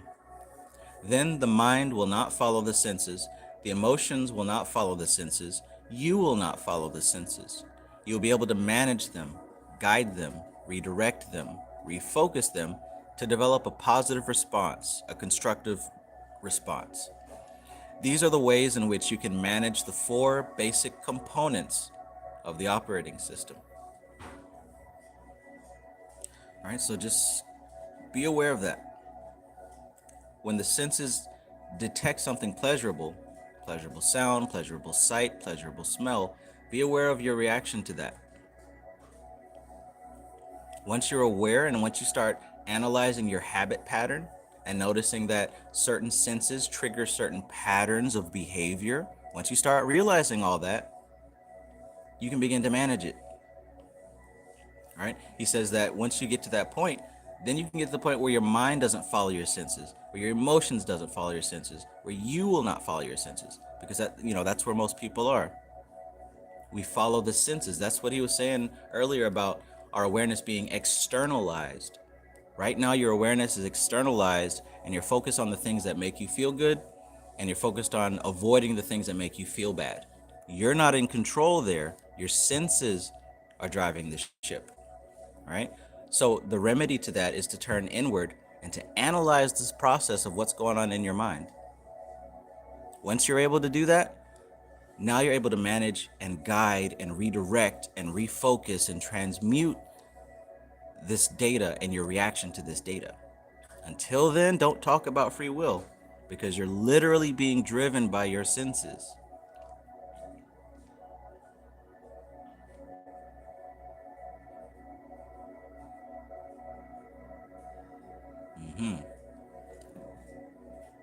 It is not my need, it is only my infatuation. Nothing more than that. All right, so the next part, permutation and combination. The combination of the human operating systems, the primary operating system, which is instincts, nature, impressions, sense perceptions. We just went over those four. He says in the secondary operating system, the gunas give birth to a third behavior. So check this out. He's going to go into the gunas here. Imagine a glass of crystal clear water and a bottle of black ink. These are two separate things, different and distinct, right? You're not going to confuse a glass of water and a bottle of ink. Let us say that the crystal clear water is operating system number 1, and the black ink is operating system number 2, the gunas. One drop of black in the crystal clear water will darken the clarity of the water. The clarity will no longer be seen. Instead, the blackness will be seen. The essential nature of the water has changed, and a third mutated form has emerged because of the combination of two things. This is called vikara, modification. The same analogy applies to the gunas. Presume that the color of tamas is black, rajas is red, and sattva is white. When a drop of any of these colors falls into the clear water of the instincts, nature, impressions, or sense perceptions, that color will become visible in these four. So when the gunas, the support system, and the basic operating system intermingle with each other, a third experience emerges, and that is of the mind, the Antakarana. Right, so we've been talking about the Antakarana. So you guys should be familiar with what that is. The Antakarana is the four aspects of, it's your inner tool. It's what you use to navigate this reality. And again, back to page 45, that diagram, you can see here that the Antakarana is composed of buddhi, which is the highest aspect of self, the most subtle. Ahamkara, which is the ego nature, which is the thing that attaches and identifies with the five senses. This is me, that is mine, this feels good, this doesn't feel good. I'm gonna do this, I'm not gonna do that. Then you got Cheetah. Cheetah is the mind stuff. It is what you build your experience out of. It's what you build your memories out of, what you build your visualizations out of, right? And Cheetah can also be seen as memory because it's the storehouse of all potential. It's imagination, it's all that. Then you've got Manas. Manas represents the body mind, right? The five senses that are actually detecting the data of your environment, right? The Manas represents, and see, remember the 10 indriyas, the 10 organs of action, right? The ability to hear, see, taste, touch, move, have sex, take a shit. These 10 indriyas, they pick up data and give it to Manas. Manas doesn't do anything but assemble that data. And with that data, it uses Cheetah, or we use Cheetah, to develop our experience, right? So somebody can give you an angry look, and based on what's going on in your Cheetah, you can color that as a personal thing, or they're just having a bad day. Then, of course, Ahamkara is what you use to fill in all those blanks. Now, Buddhi is the aspect that is the most subtle and is somewhat removed from this process. And this is what we're striving to reach. So, this is what he says here. When the gunas, when the support system and the basic operating system, when all these aspects intermingle with each other, it creates the Antakarana. It creates those, that what I just described there, the four aspects of Manas, Cheetah, Ahamkara, and Buddhi. So whatever changes take place due to the mixing of the gunas in the software, their effect is produced in the mind. Whatever changes take place due to the mixing of the gunas and the software, their effect is produced in the mind. The expression or emergence of this third experience takes place in the mind. So when the gunas mix with the instincts, a vibration emerges in the mind. If the two are separate and there is no permutation and combination, no vibration will arise. The expression and experience of the mind emerges only when there is a vikara. Observe your own mind. When do you become aware of it? When there is an activity in the thoughts, desires, or ambitions. So check this out. If you observe your mind, when is it that you become aware of your mind? When? It's when there's an activity in the thoughts, an activity in your desires, or when there are ambitions.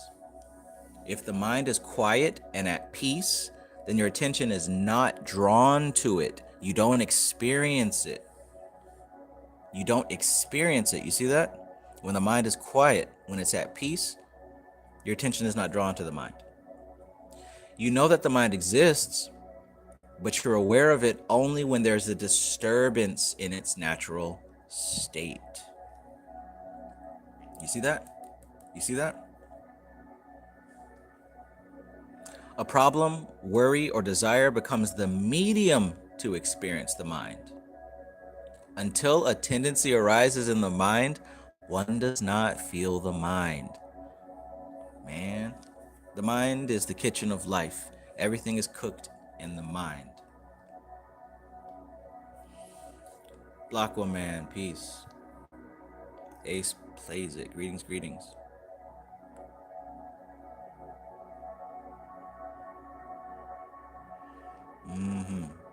Zaire Anu, peace. J Bones, peace.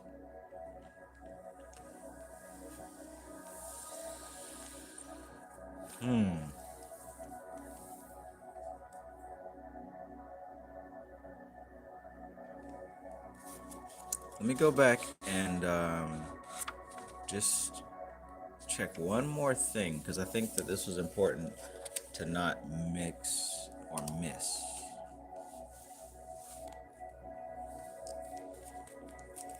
And this is about that combination of the different aspects. All right. So what does he say here? Let us illustrate what has been mentioned. All right. So what does he say? So he talks about the glass of water. Right? Here's my glass of water. It's crystal clear. And then he talked about a bottle of ink, right? And of course, there's ink in it. Two different operating systems, two different things. Two separate things, different and distinct. Now he says that this would represent the operating system, number one, and this would represent operating system number two. The gunas, right? The gunas, and this represents the instincts. All right? Two different things, completely distinct. You're not ever going to confuse those two. So what he says here is one drop of black ink in the crystal clear water will darken the clarity of the water. The clarity will no longer be seen. Instead, blackness will be seen. So now you're going to have this new thing, right?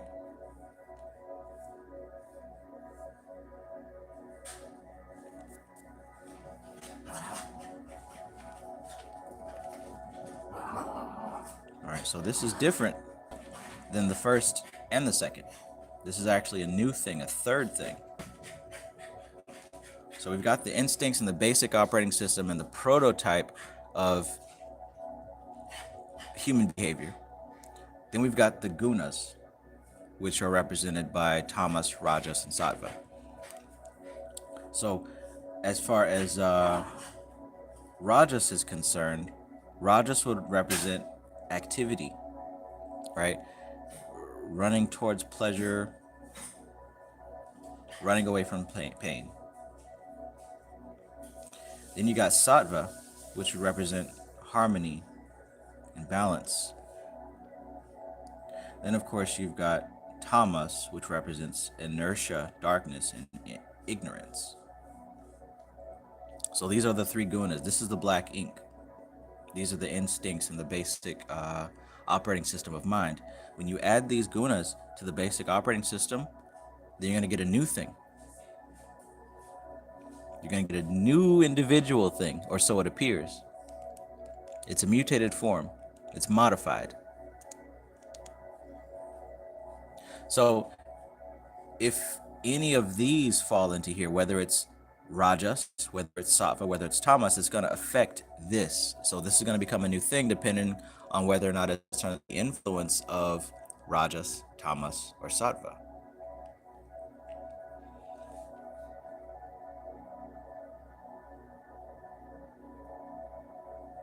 Okay, let's see here. So as far as this operating system, the first aspect of the instincts, what this is represented by is not only the instincts, but also your basic nature or character. We talked about that. Also the impressions, the subliminal, subconscious impressions of the self, right? And also, as a fourth thing, the sense perceptions.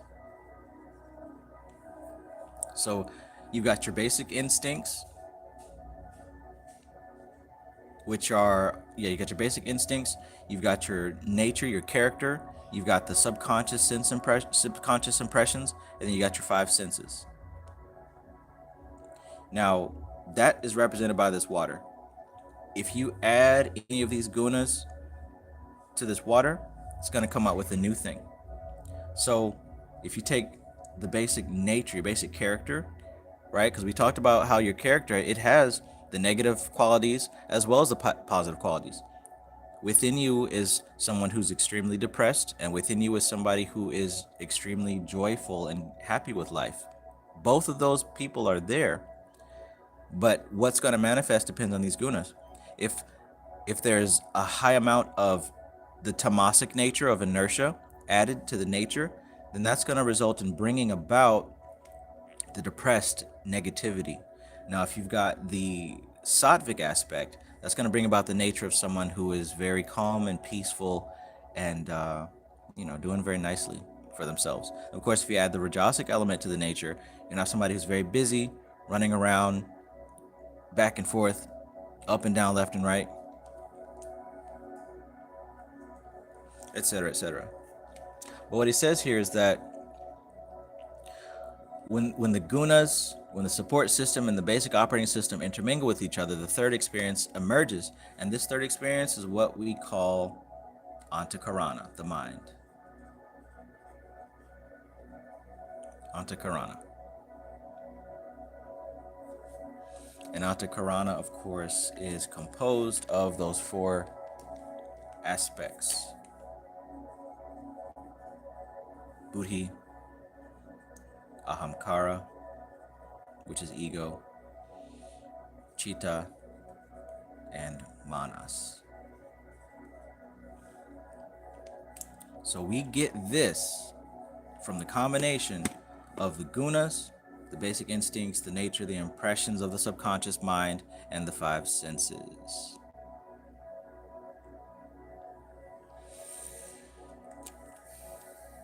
All right, just wanted to clarify that. I know that visuals can help, so hopefully that has helped somebody to understand just a little bit better. But let's continue with where we were.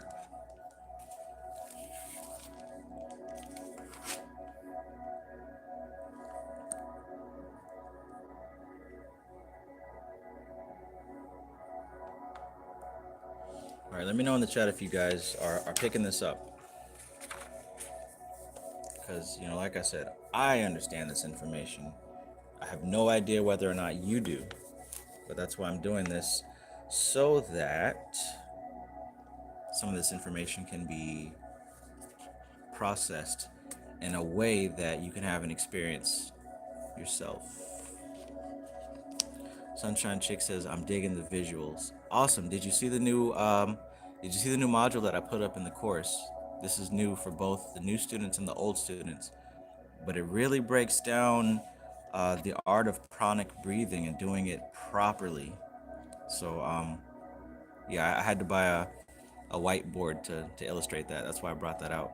But yeah, if you didn't see it yet, please go check that out, Sunshine Chick. Because goodness gracious, that was a breakdown.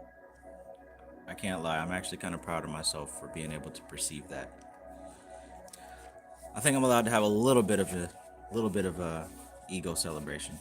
Don't worry, it won't last long though.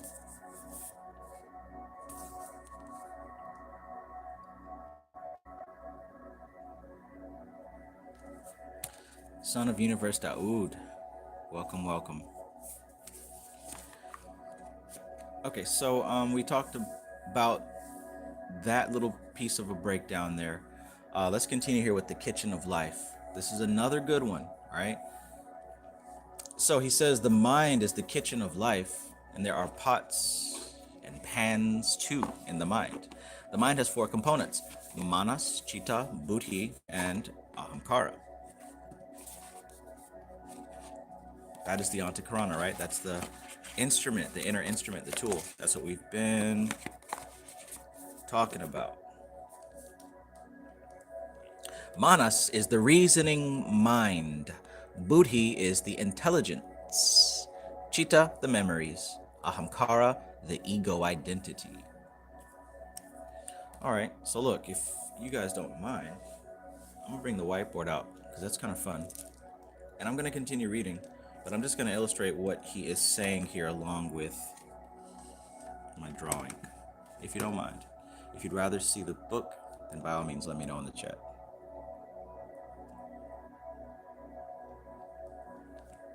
Stray Panther says, getting caught up on the modules tomorrow. I'll check that new one out. Okay, yeah.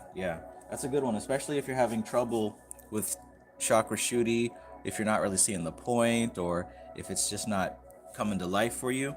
And that new module, I really do break down, you know, what's to really be expected as you get better at it, basically.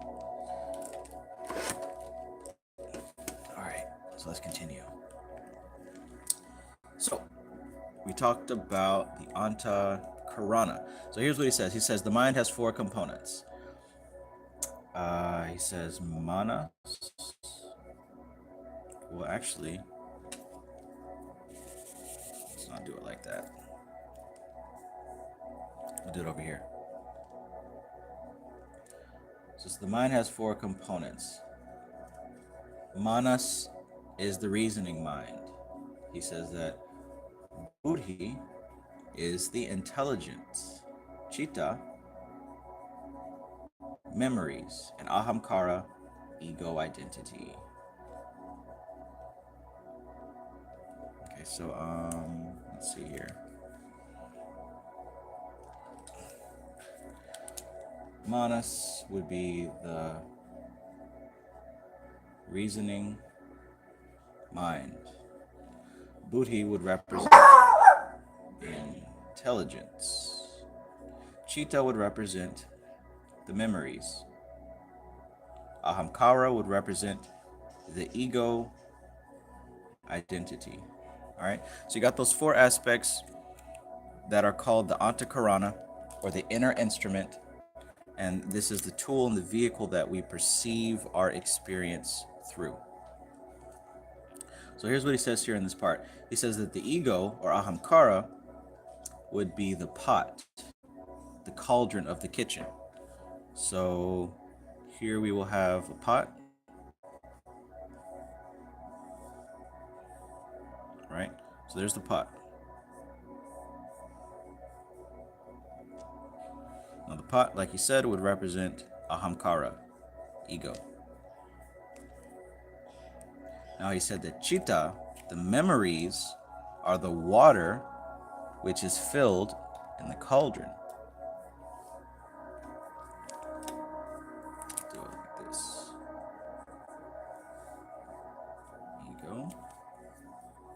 He says that Cheetah, the memories, is the water that fills the cauldron.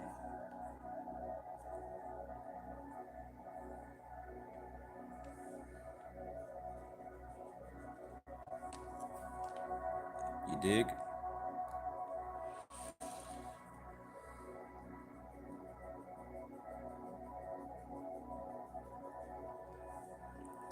Okay, so Ahamkara is the pot, the ego, this is your ego, the pot. Cheetah, the memories, that's the water that's filling up this pot. Buddhi, the intellect, is the spice. Okay.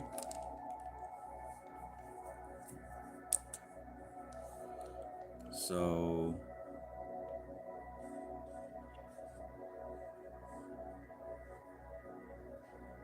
check it out. We got the spice here.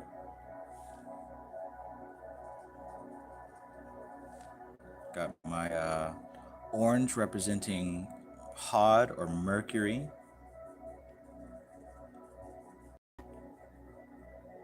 All right, but anyway, it's Buddhi. Very orange. I like that. All right, now that's my little spice shaker, putting the spice inside the water. And then he says that manas is the vegetables, the rice, and the bread. All right, so manas.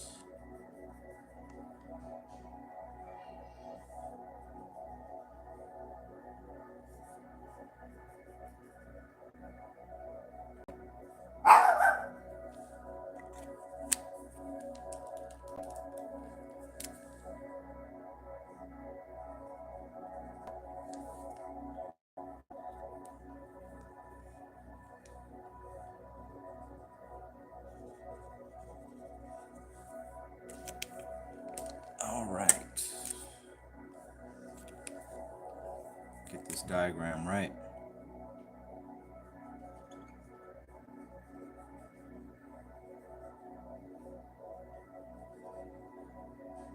Paying attention to my sense perceptions now. As I draw this, I think I'm getting kind of hungry.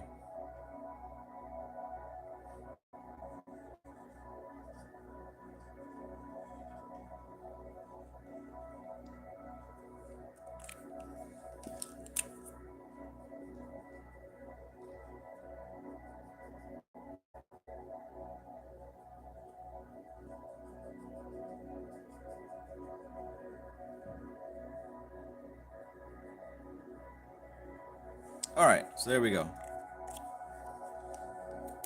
Beautiful, beautiful. Love it. So, manas, the reasoning mind, right? Manas would represent the vegetables and the bread and the rice.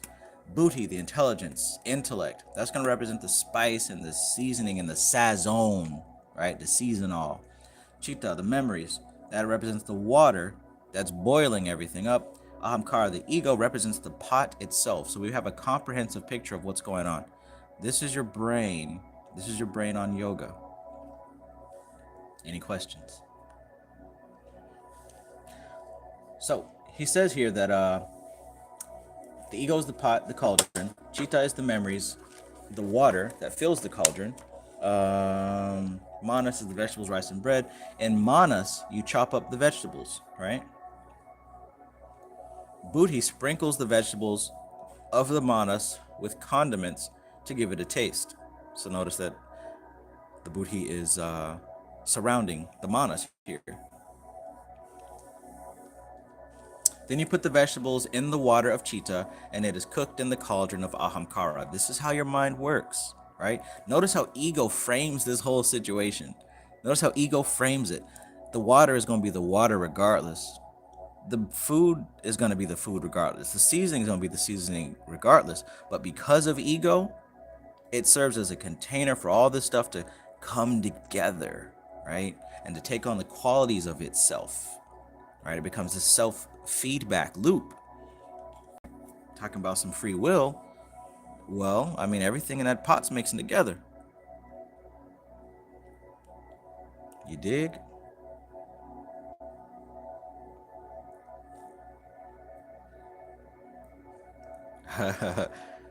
Will Trent said, I knew the spice would look like that. I pictured it on the left, though.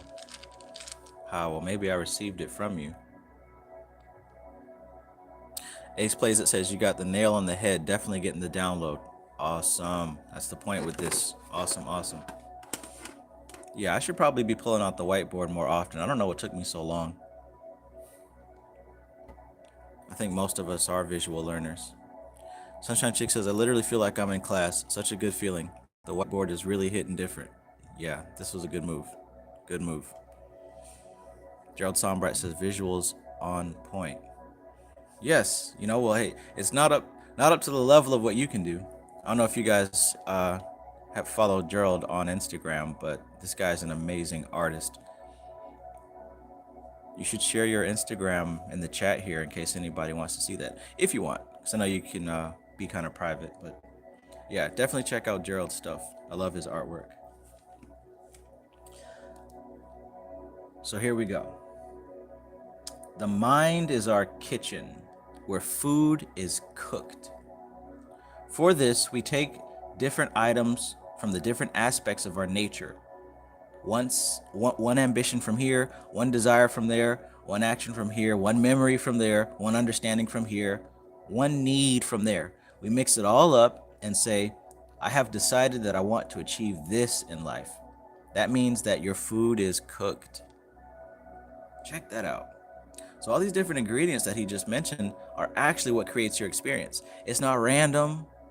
It's not that you saw 11:11 on the clock and now this happened or that happened. No, there's a method to the madness. There's a method to the madness. There we go. So on Instagram, follow the Platinum Hand and Venusian Vegetables.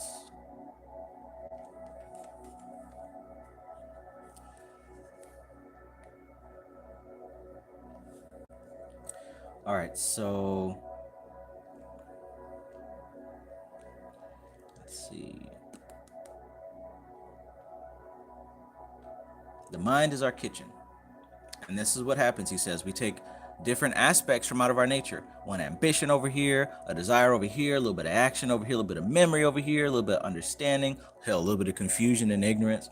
We take all these different things, we mix it all up, and after all those things are combined and mixed up and saturated and permeated with itself, we say, I decided that I want to achieve this in life.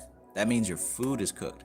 So when I said, you know what, I'm gonna make YouTube videos, well, that comes from a lot of different ingredients from my experience in my past and the different things that I've gone through, the different things that have impacted me, etc., etc.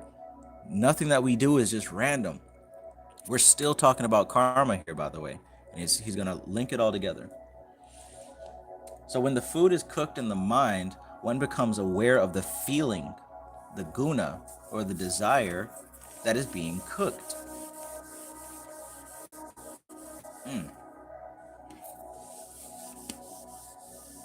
Normally, one may know about the existence of the three gunas, but may not be aware of which one is predominant.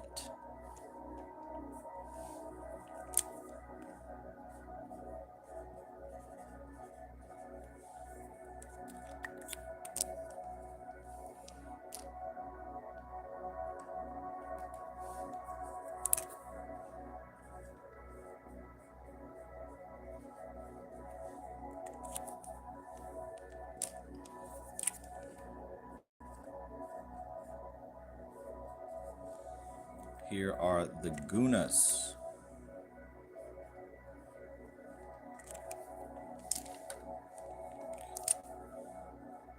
Oops. You're in hot black. Get out of here.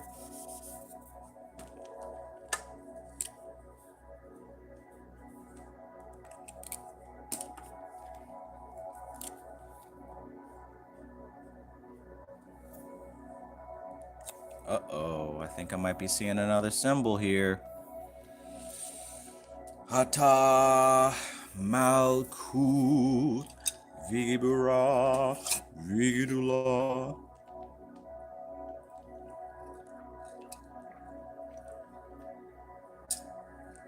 Leolam. Amen.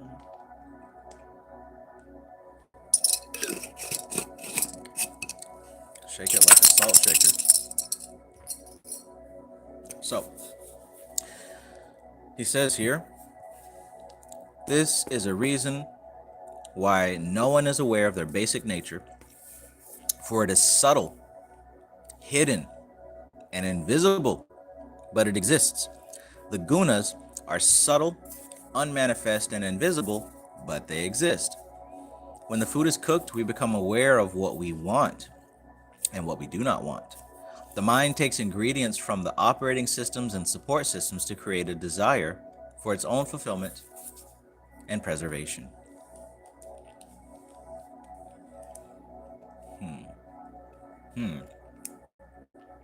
So it isn't until the food is actually cooked that we become aware of our hunger. Interesting. Let's continue. The nature of desire. Everyone is troubled in life due to the Ch3 cooked in the mind, whether it be jealousy, hatred, anger, greed, attachment, deceit, love, compassion. All these internal experiences, whether good or bad, right or wrong, are cooked and experienced in the mind. These experiences don't come alone. They are always associated with another object. Wow.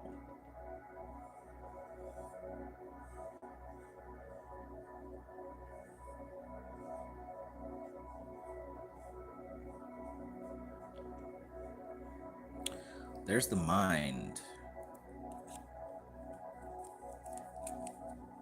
Here are objects.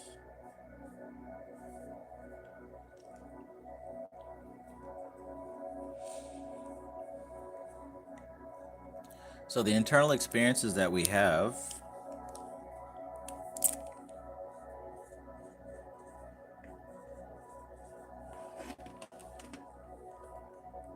whether it be jealousy, hatred, anger, greed, attachment, deceit, good or bad, right or wrong, they're all cooked within the mind. But check this out. These experiences don't come alone. They're always associated with another object.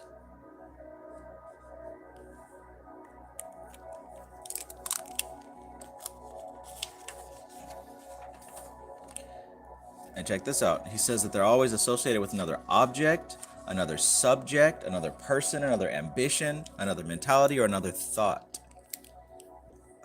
Anger is not born alone. It's connected with a subject, with an object, with a person, with an environment. You get that?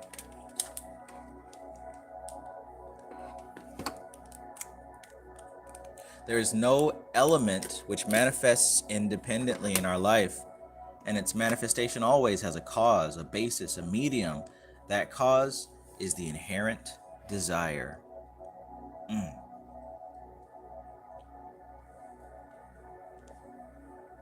So there is no element which manifests independently in our life. It's always connected to a sense object, to a person, to an experience. So you're not just mad or angry for no reason, right? You don't feel good for no reason. You're not hungry for no reason. All the things that you experience in life, they're experienced in the mind, and they're attached to some sense object, to some person, to some subject, to some ambition, some mentality, some thought. Something is the cause for experience. All desire are for two things: self-fulfillment and self-preservation.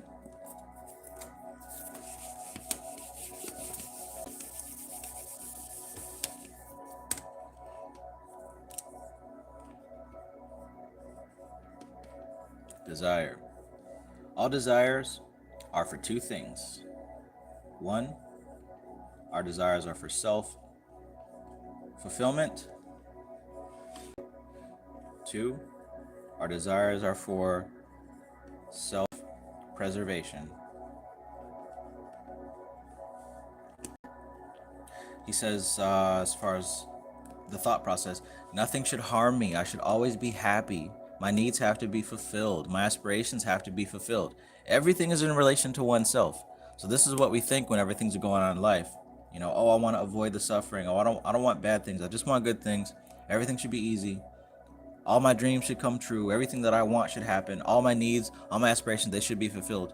That's what we're thinking, right? Everything is in relation to oneself. Such behavior is seen in material as well as spiritual life. Ask the sannyasins sitting here what their aspirations are. Their aspirations are for themselves. Ask a sannyasin like Swami Satyananda, what does he desire? He will say, for them, not for me. That's the difference. I'm not denying the need for fulfillment and self-preservation. It should be there, but without obsession. Without obsession.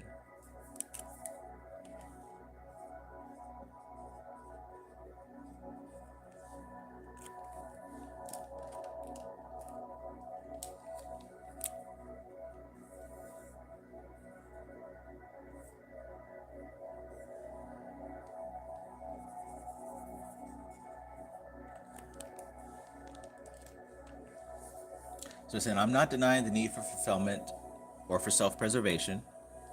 It should be there, but without obsession. What will you do with 100 chocolates? You only need one.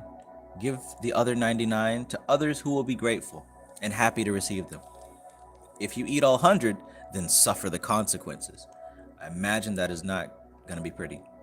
So I saw a video last night on Snapchat about some kid who drank like 10 energy drinks in like 5 minutes or something like that. And he ended up having to go to the hospital because, and he was like in denial, like, oh, it's not the energy drinks, it must be something else. He's sitting there suffering, right? His blood has been filled with way too much sugar and it corrupted his pancreas, broke it down. And this guy was already overweight and not being very healthy in the first place.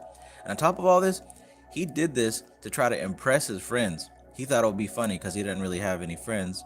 So he did this thinking that this was going to give him some notoriety and people would think he's cool and all that stuff. Ended up really destroying his pancreas. He had to go to the hospital. He didn't tell him about the energy drinks. He's just like, oh, well, it had to have been something else. Energy drinks have never hurt me before. Anyways, he almost died from that. Almost died from that. So yeah, I'd imagine, like with what Swami's talking about here, if you eat all 100 of those chocolates, it's probably not going to feel very good. Why not give them to others who would be grateful to have them? That's what he said there. The scriptures say that desire is like a virgin girl who is forever pregnant. What this means is that even before a desire is born, it contains within it another desire which is ready to come out. How many children can one bear at the same time? It's so difficult to handle one pregnancy. Imagine if there were thousands. When a desire emerges, it is never to give joy. You think that you will find joy through the fulfillment of a desire, a wish, or an ambition, but desire cannot give happiness. This has been stated by the wise. The joy that we get through fulfillment of desire is transitory, and it is gross satiation, nothing else.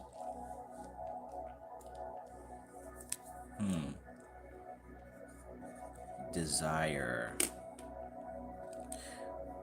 Pregnant within every desire is another desire, right? When you fulfill that need to eat that chocolate, you want another piece.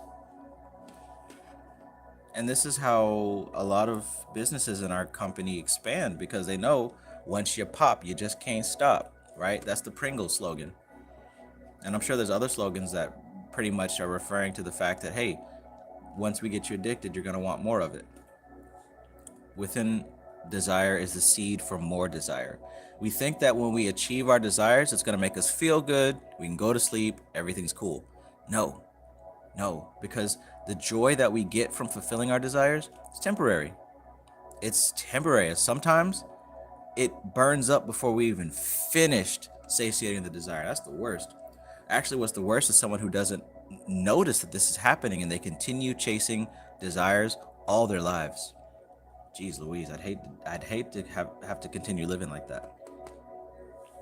He says, you will think that you'll find joy through the fulfillment of a desire or a wish or ambition, but desire cannot give happiness. This has been stated by the wise. The joy that we get through the fulfillment of a desire is transitory. It is gross satiation, nothing else. It is transitory because the moment it is fulfilled, another desire emerges and the mind is diverted there. You begin your effort for the second even before you've enjoyed the fulfillment of the first. Therefore, the experience of joy is fleeting, and one who is always attracted towards that which is fleeting and tries to possess it. If you discover a good sweet shop in a city, every time you visit it, you will go to that sweet shop, and on the second visit, you'll want to take some home too. That is how desire is born. The pleasure of eating was momentary, but the thought of going to that shop always stays with you. Once someone asked a sadhu how to know whether I'm progressing in spiritual life. The sadhu replied, know that you are progressing spiritually when your desires reduce.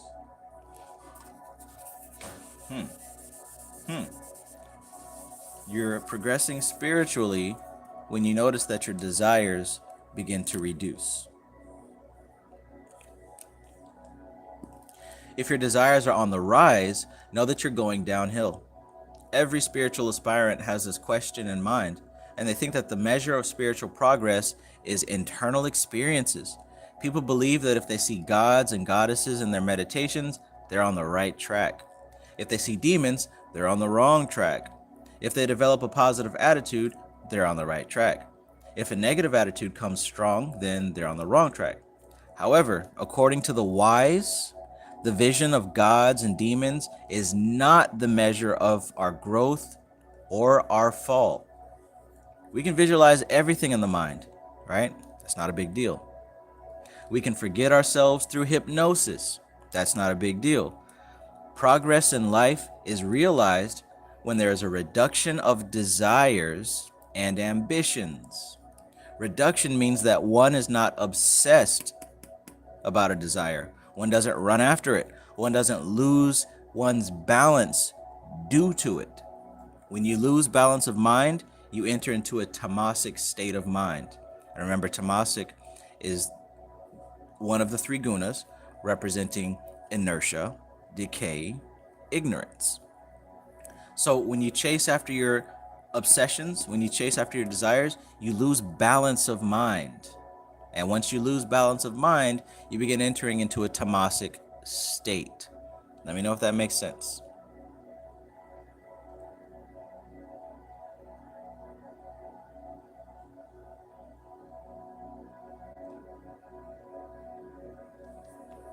Sunshine Chick says, my desire for wine is reducing. Awesome, awesome, awesome. It's possible. Living proof, honestly. The main job of the mind is manana, which is contemplation. The word mana, mind, is derived from manana. Manana means to hold one thought and go to its roots, to hold a perception and go to its roots. This task is performed by the mind. When one loses balance, contemplation turns into worry and stress, chintan into chinta.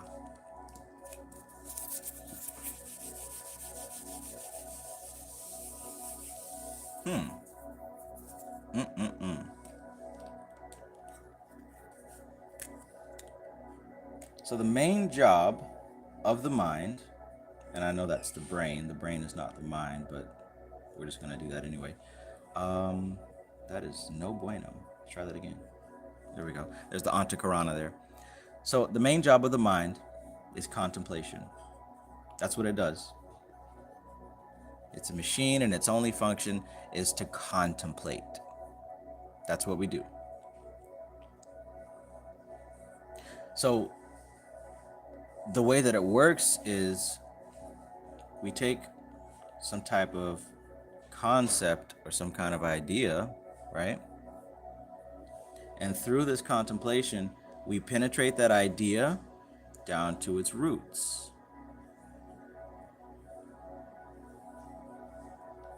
talking about deep thinking and stuff, right? Like some people are only surface level, right? They can only see the outside of a thing. They can only look at the surface, make a snap judgment, and keep it pushing. That's a fast way to lead to a whole host of incorrect thought processes. But when we use our mind for contemplation, we can penetrate that surface level aspect of a thing and go down to the root of it, the subtle nature of a thing. But the thing is that when one person loses balance because of obsession, because of chasing after desires, this contemplation here, this process turns into worry and anxiety. Now you start thinking about all the negative things that could happen and the what ifs and, oh my God, it's not going to work out and I can't, right? Now you're taking this process, you're not diving into the root of the thing, you're going off into your own land of just personal hell. Why are you doing that to yourself? Stop it. It's so easy to get caught up in paranoia. It's easy to get caught up into worry, anxiety, and the worst case scenario. And then you can tell yourself, "Oh, I'm just being realistic." No, you're being afraid. You're perpetuating fear when you do that. It's not being realistic. You're afraid. Take this mind. Take this mind and use it wisely. Speaking of mind, this next section is lower mind and higher mind. He says the mind is of two types, the lower mind and the higher mind.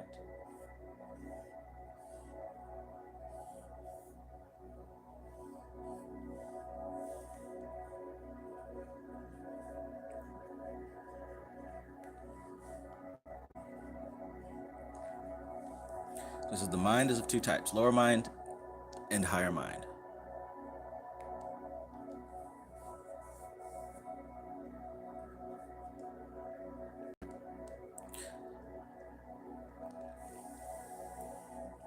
Congratulations, sunshine chick. Yeah, that had me thinking also, that is massive, right? When you're able to make these changes for yourself, that's massive. That's freaking massive.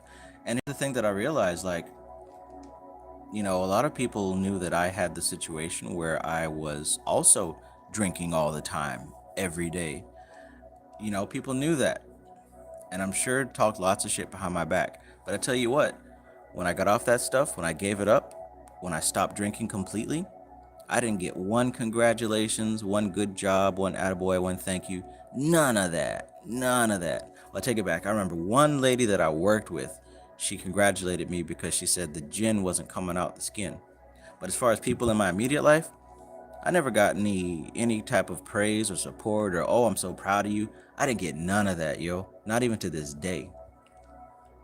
So I say to you, yes, that congratulations. That is a big deal. You're working on yourself and you're actually making improvement that you can see with your own two eyes.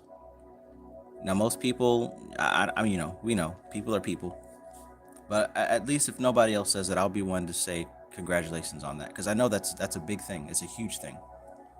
Keep going. Keep going. So, lower mind and higher mind. Whoops. The mind is of two types, the lower mind and the higher mind. We could also call them the involved mind and the discriminative mind. Discriminative mind.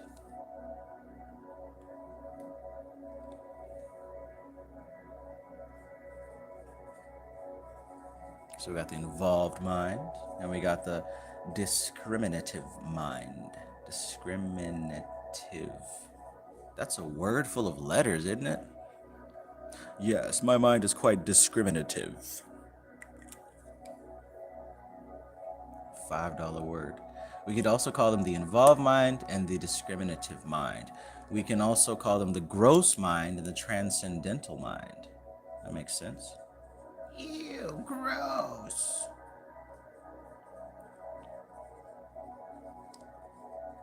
Transcendental.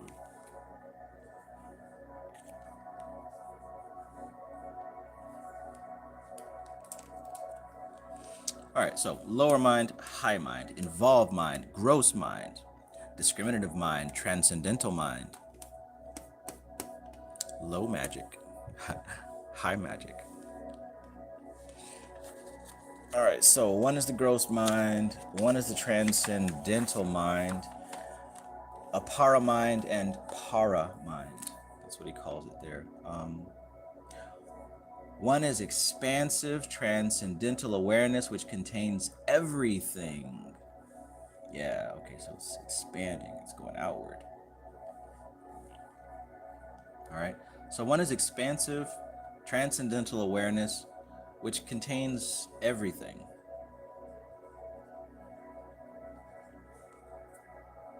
And the other is that in which the gross aspects of manas, buddhi, Cheetah, and Ahamkara are experienced.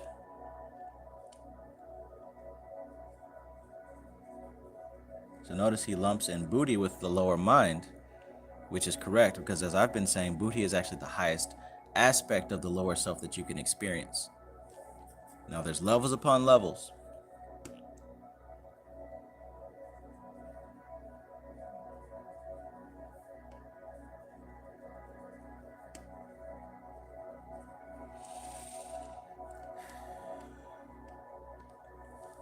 Expansive, right? And the upwards triangle like the fire expanding, and then the downward triangle like water and earth contracting. At the lower level of mental behavior, the mind is only waiting for personal gratification.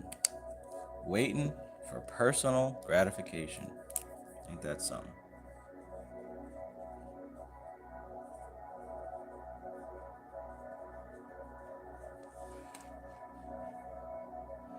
All right, so at the lower level of mental behavior, the mind is only waiting for personal gratification.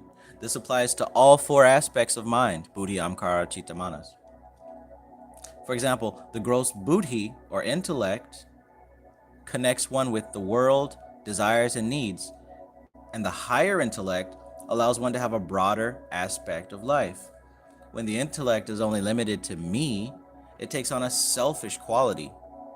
But in the higher intelligence, the selfish qualities, self-oriented desires, and needs are transcended.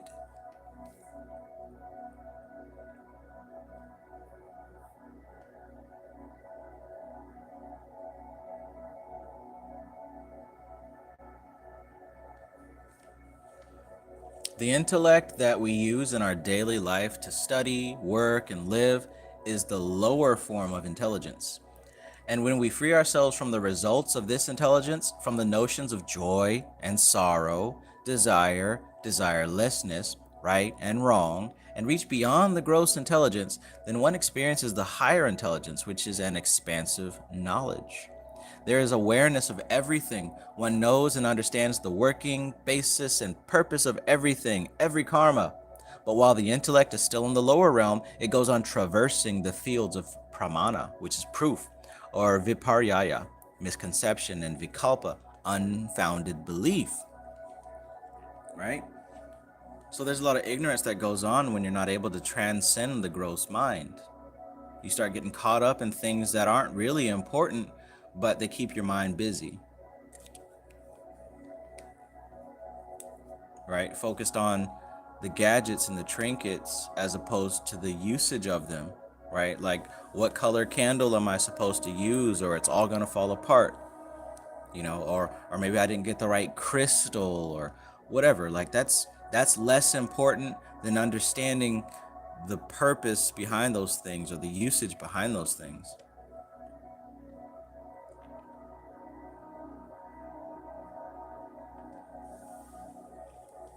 Think about your own intellect, which you use every day. Compare its manifestation or expression, and you'll get an idea. This intellect is always looking for proof, making a presumption or manifesting a false knowledge in the mind. False knowledge is like the case where three people see a chameleon at different times and describe its color as yellow, red, or black, according to what they see. But one who knows the nature of a chameleon will know that this animal always changes its color. Man. Check that out. So let me read that sentence again, and please take heed to it. He says, false knowledge, man, look, I want to talk about some false knowledge, right? What does he say about false knowledge? False knowledge is like the case where 3 people see a chameleon at different times. This is a good example.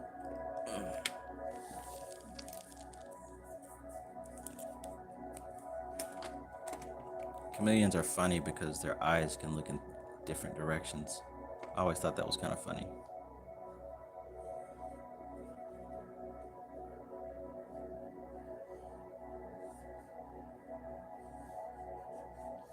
There's my little chameleon buddy.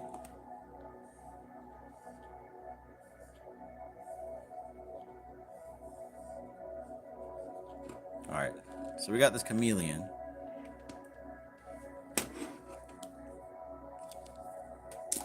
And we know that they change colors, right? That's what chameleons do.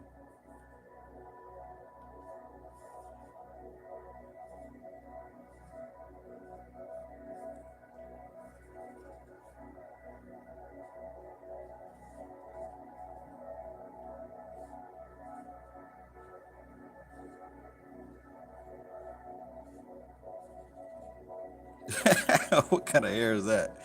Anyways, so here we go. We've got these.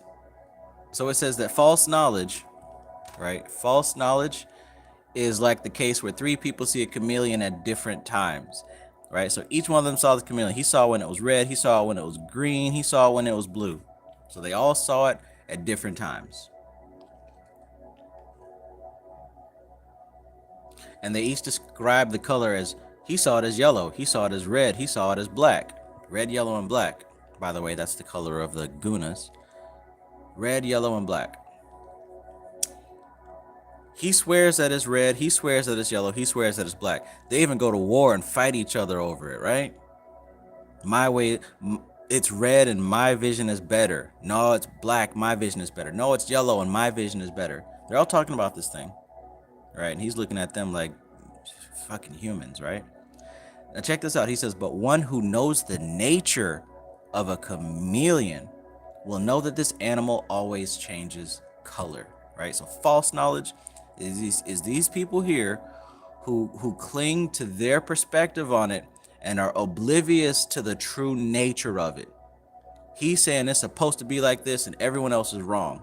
He's saying it's supposed to be like this and these other people should be eradicated. And he's saying that it's supposed to be like this, everything else is stupid, right?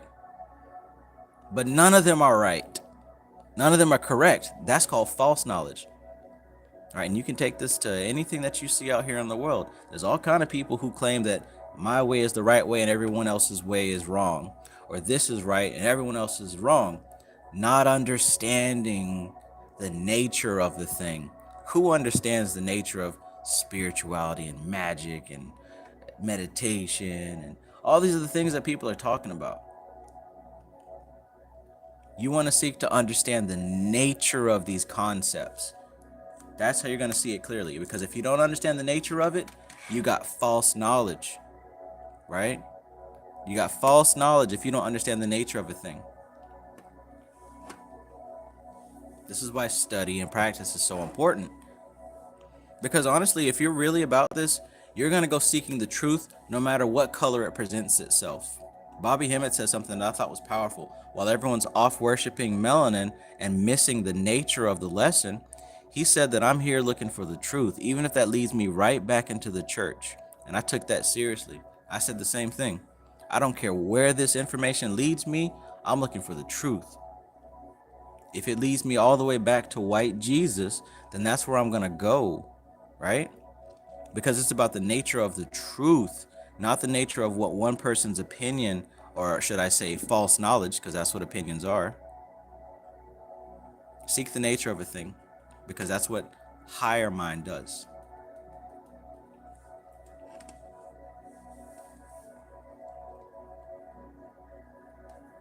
So what does he say here? He says that the one who knows the nature of a chameleon Well, know that this animal always changes its color. The intellect that one uses in the world in sense experiences is not appropriate.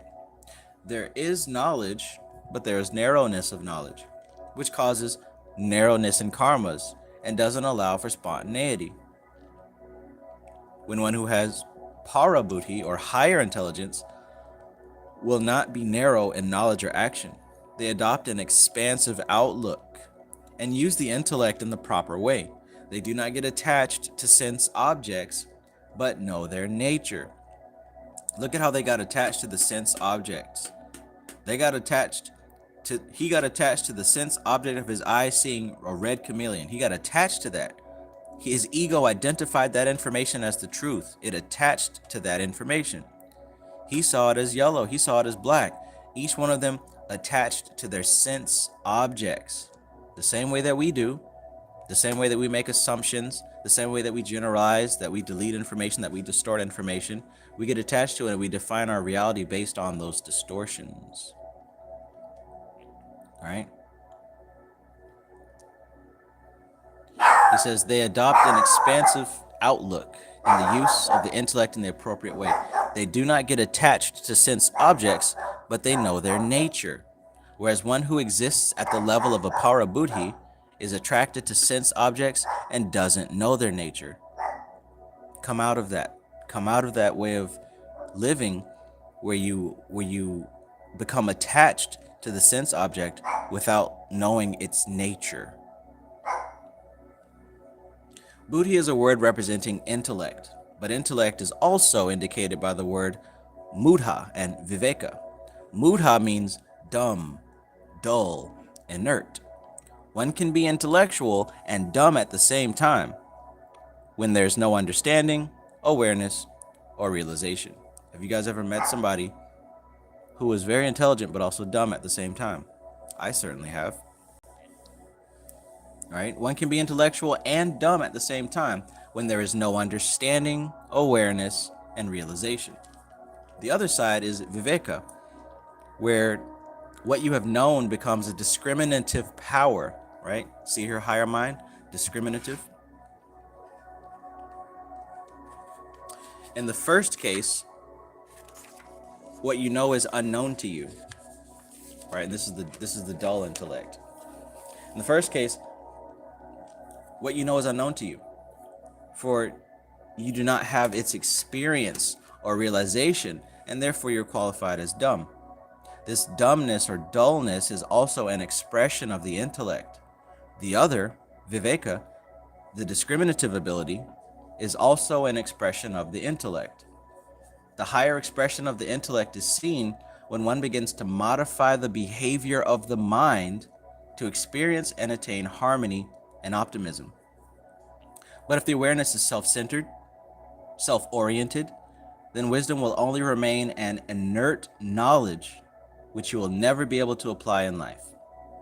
If you look at your own life, you do know that what is right and what is wrong, but how many times have you gone on the wrong path knowing fully well that it is not the correct path? Where was the judgment at that time? Where was the discrimination? Where was the understanding? At that time, me and my need overpowered every understanding and knowledge. Low mind.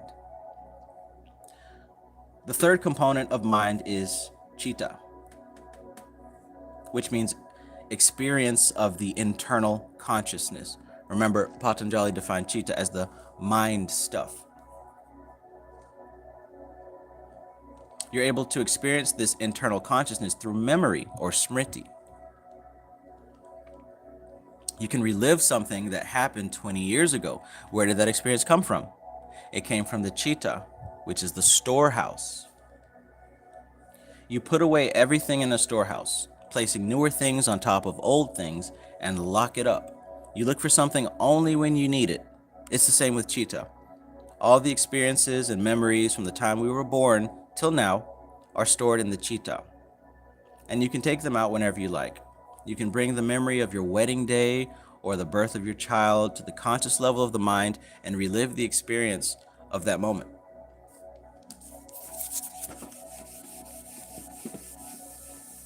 It's very interesting, because as we know, these concepts are, you know, uh, old as dirt, really, old as pen writing on paper.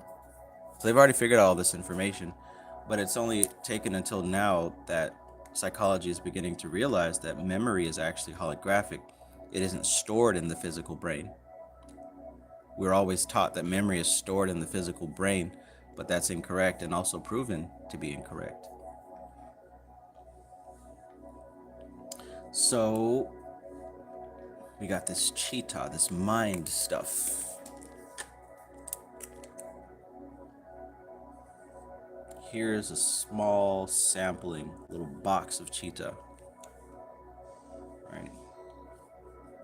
We'll call it Cheetah, also known as mind stuff. And there's little memories that are stored here, right? And through time, right? Here's time, Time.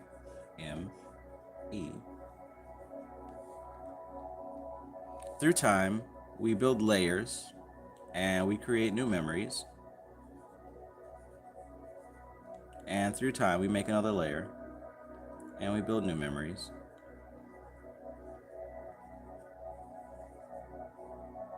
And again, new memories.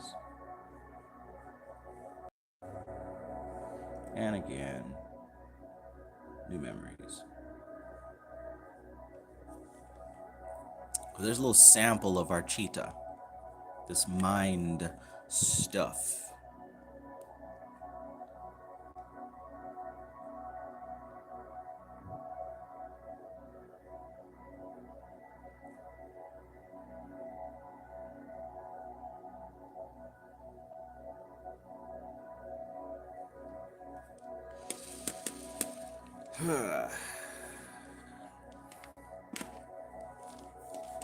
All right, so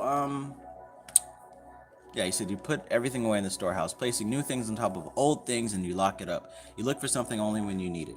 So say, for example, you wanted to think about that exciting memory that you had. What you do is you take your awareness and you zoom in to that exciting memory. You pull it back up, right? There's the eye taking a look at that memory.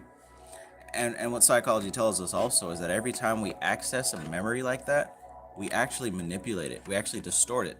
So memories that we access repeatedly, over time, naturally begins to morph and change and distort.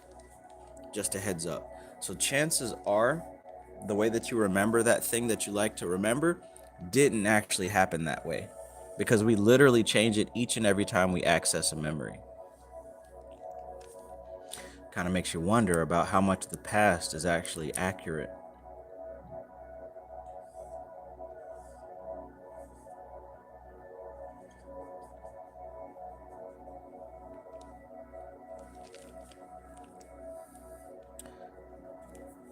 So yeah, all the memories and all the experiences from the time we were born until now are stored in the Cheetah. Doesn't that sound like how we describe the subconscious mind? And how the subconscious mind stores all the information?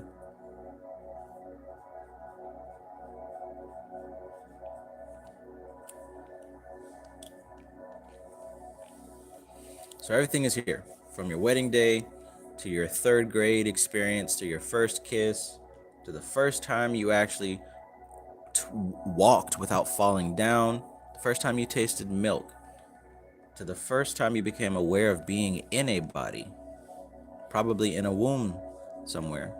It's all stored in the Cheetah, and it hasn't gone anywhere. It does not deteriorate. See, if you think that memory is physically stored in the brain, then you can also start to think that your memories can fade and become corrupted and disappear, and oh, never again, and it's all gone, right? You can have that mind view if you want, but since the time that this has ever been a thing to think about, it has been stated that this Cheetah is where these memories are actually stored, not in the brain. Not in the brain. So he said that you can bring the memory of your wedding day, et cetera, to the level of the mind and relive the experience of that moment. So you actually bring these memories out to the level of mind and experience them.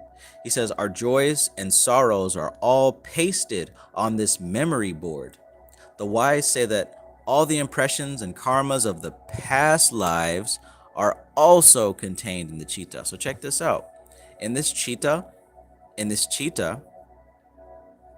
you may have your current expression of life with you right now and your experience in college and high school, middle school, elementary school, daycare, at your mama's house or your grandma's house or sister, brother, mother, cousin, whoever. You have all the memories of your life on one layer. But if you're able to probe deep enough, you can find that same catalog of a previous incarnation, another life. And if you go deeper, you can start finding other lives, because this Cheetah is way more vast than we can imagine. We talk about the subconscious mind, way more vast than we can imagine. And for some reason, my battery is not charging.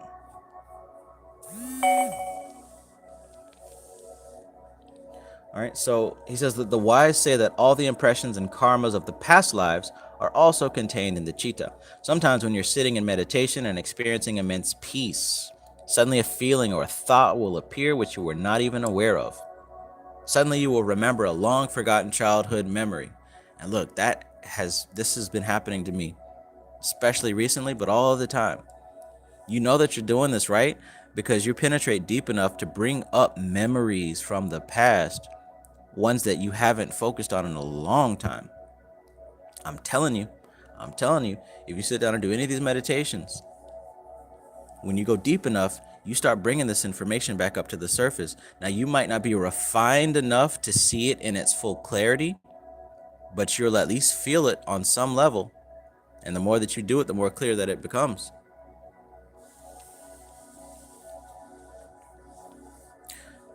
Greetings, Louis. Ace Plays It says, chase truth, higher aspects,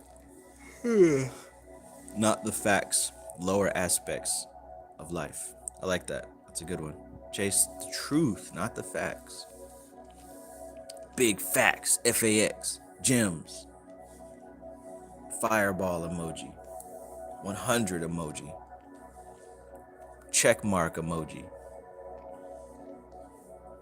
He says one of our sannyasins was cured of his asthma when in meditation, he suddenly remembered an incident from when he was 5 years old and his nanny force-fed him.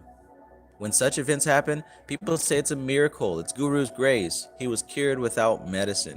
But if you try to understand this mystery, you will realize that he was able to cross layer after layer of the mind and dive deep into his Cheetah so that the suppressed memories came up. And once that impression was taken out of the mind, the inner imbalance went away. Memories exist. Okay, this is another good one right here. So let's say we've got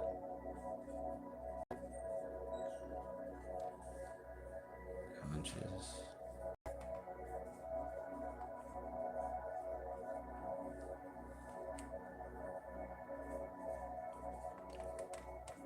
Yeah, this was a really good part to understand.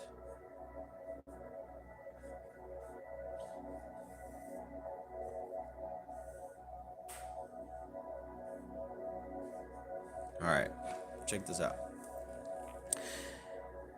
He says here that he was able to cross layer after layer of the mind and dive deep into his Cheetah so that the suppressed memories came up. And once that impression was taken out of the mind, the inner imbalance went away.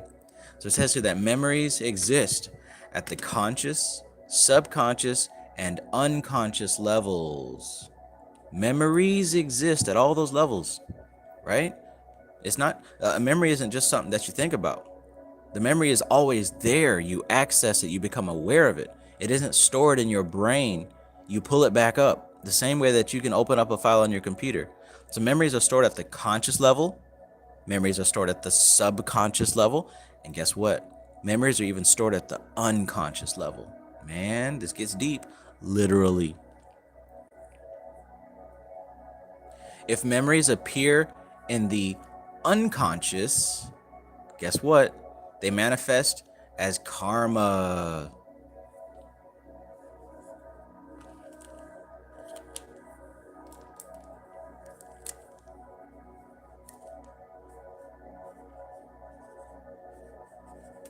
So these memories, when they appear in the unconscious mind, they manifest as karmas.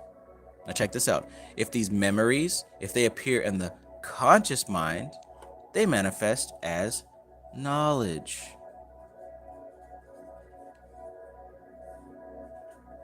Same thing. It's the same substance, the same Cheetah, same mind stuff, same ripples and impressions in the mind stuff. It's the same thing. But check this out. If it's buried in the unconscious, it's going to play itself out through you as karma. And if you're able to access it as knowledge, if you're able to access this in the conscious mind, it is displayed as knowledge. That's why the habits that you have, the things that you do, the impulses and all the stuff that's going on with you, that's why it's karma. It's happening automatically, not because there's a judge in the sky that's punishing you or blessing you. It's because you've got these memories that are in your unconscious mind that are playing themselves out. It's in your unconscious mind, which goes deeper than your personal individual experience. This also extrapolates to your past lives and also your racial experience. It gets deep. Now, again, karma is only attached to the material plane. It has nothing to do with consciousness. Same way, melanin has nothing to do with consciousness. It's just attached to the physical manifestation of things, right? So this karma that's playing out in your life, it's not about a punishment or a prize or a reward. These are memories expressing themselves unconsciously. Now that those same types of memories, if they're able to penetrate this abyss of the subconscious, if it's able to penetrate that and make it to the conscious, it's expressed as knowledge. The memory is now knowledge. You know it, right? You become aware of it. You have a realization of it. You have an experience of it, right? But it's the same thing as karma. Knowledge is the same thing as karma. All that I'm teaching right here, I'm reading from this book, I'm talking about, that you're learning, that you're studying, that you're experiencing, all that is memory. It's knowledge. It's conscious knowledge. Now, some of y'all are like, I've never read this before, but it makes sense. I feel like I understand this. I feel like I'm remembering. How many times have y'all put that in this chat? It feels like I'm remembering this, right? Now, at first we thought we were being deep, but now we realize we actually were being deep. This stuff is in your unconscious experience. That's why you resonate with it. That's why you resonate with it, because this information is already in your unconscious, expressing as karma.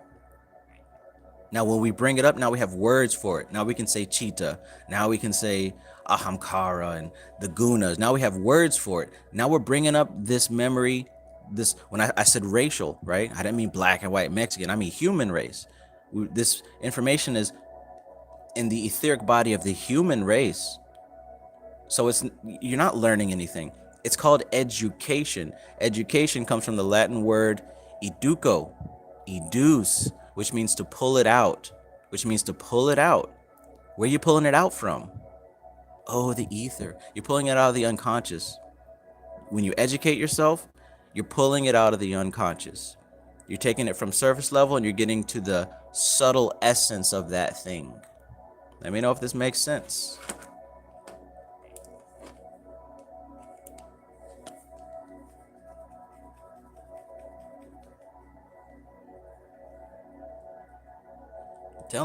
I'm telling you, this is literally some high level science here. This is the big stuff right here. I hope that you get it. I really do.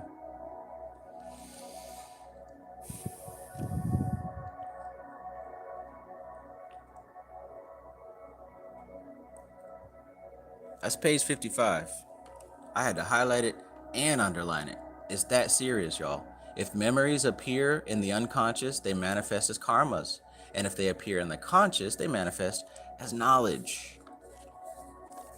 Booty, booty, booty, booty, rocking everywhere. Rocking everywhere. Rocking everywhere. Booty, booty, booty, booty, rocking everywhere.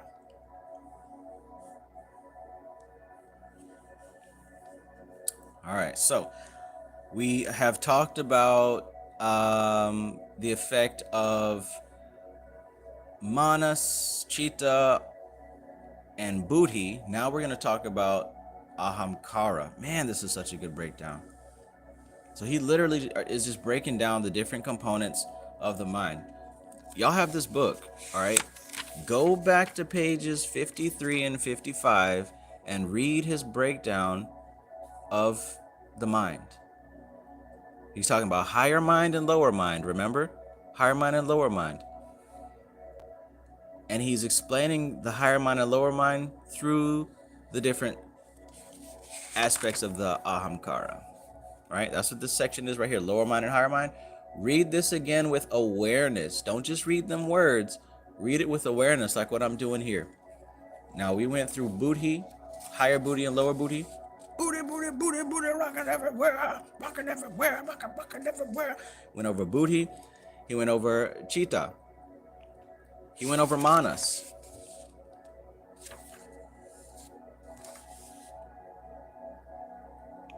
Okay, now we're gonna touch Ahamkara. Everyone's favorite, le ego. Le ego, my ego.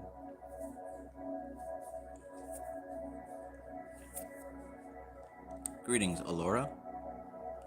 Alora says, just getting out of class. Glad I can catch this. Awesome possum. Sunshine Chick says, impressive. I am impressed by this information. This is powerful stuff, man. If you're not catching it, then maybe it will be stored in your unconscious so that you can catch it when you're ready. But either way, this is some pure sattvic information right here. This is what's gonna get you where you want to be. Not remembering to fly to the North Pole to get out of Isis's web or whatever people was talking about.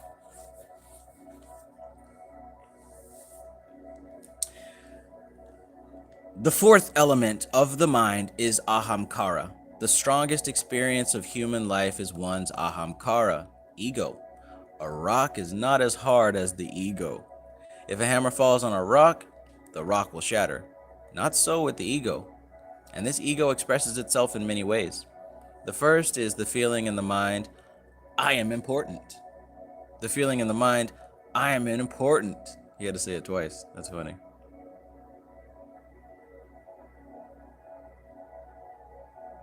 When this feeling exists in the mind, the ego will surface. If you are handed a broom to clean, you will think, I am being given a broom. You may not say it out loud, but the thought will appear due to the ego. This thought does not appear due to the manas, buddhi, or cheetah, right? When somebody gives you a broom and you think that you're too good to sweep, that thought isn't coming from the cheetah necessarily. It might be influenced by the cheetah, but it's not coming from the manas, because the manas is saying broom in hand. The broom is stiff and it smells like wood, right? It's not coming from the buddhi.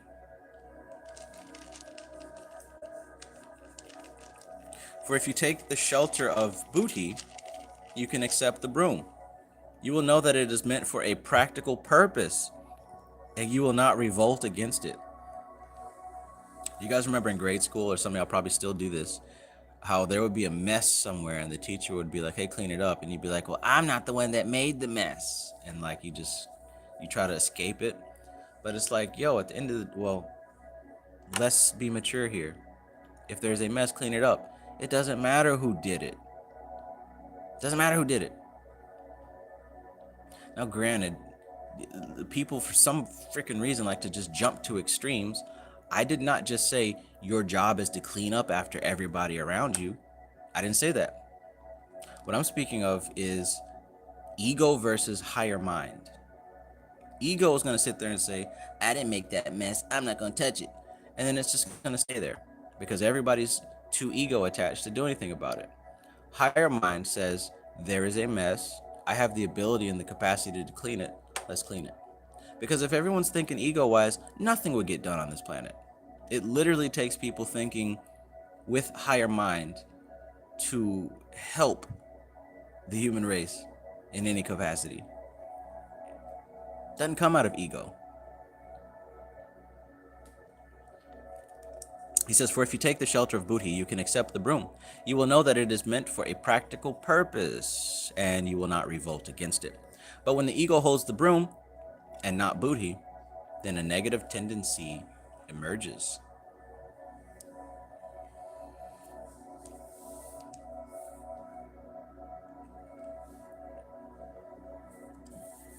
ZJ asks, could your cheetah distort your memory and construct it into a dream? So the cheetah isn't going to distort it. The cheetah is just the substance that it is built out of. So you got to think who and what is building the substance, who's molding it and shaping it, right?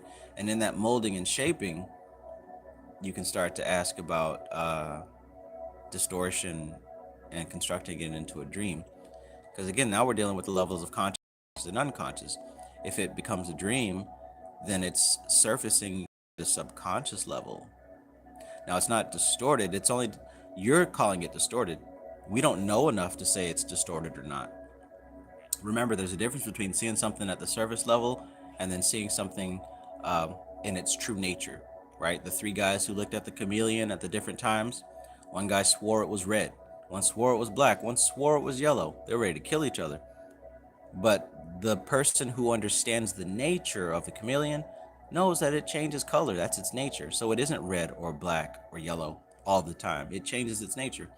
Likewise, if you're experiencing a memory in a dream or something like that, it's not that it's necessarily distorted, but it's your perception of it in that given state. Because, I hate to break it to you, but memory is extremely malleable. This has also been proven to the point that there are books and teachings that can show you exactly how to do that. Not with chemicals, but with simple conversation. Cheetah, mind stuff. Okay, so everyone is in the grasp of their ego. One person comes here, you don't look at them, their ego is hurt. Another person comes, they're not offered an asana to sit on, their ego is hurt. The ego does not want to lose its identity ever. Even if one becomes wise, the ego remains. Vishwamitra was a renowned sage, but his ego did not finish. Why? Due to a competitive nature. He continuously compared himself with Rishi Vasistha. What qualities does he have that I don't have? Right? This is what an enlightened person was saying. A wise sage, the one who wrote the Gayatri mantra that we all recite. Then why do people call him Brahmarshi and call me Rajarshi, right? He's getting upset about the title that everyone's calling him versus someone else. This comparative outlook is the basis of ego. He got it, I didn't. Right? That's the basis of ego. There is always a comparison of what another person received and I didn't. And that manifests the ego. And that's where we lose out. Vishwamitra was the drashta of the Gayatri mantra. He had darshan, but his ego did not finish. Even when a devotee has darshan of God, his ego is not finished. He says, God, please end the lack in my life. Why? For the fulfillment of ego, right? And we make these prayers and these calls, oh, please just end my suffering. That's ego. That isn't higher nature. The main cause of all comparative and selfish karmas is the ego. So manas, buddhi, chitta, and ahamkara are attached to the karmas. The change in the karmas is due to the gunas manifesting in the mind.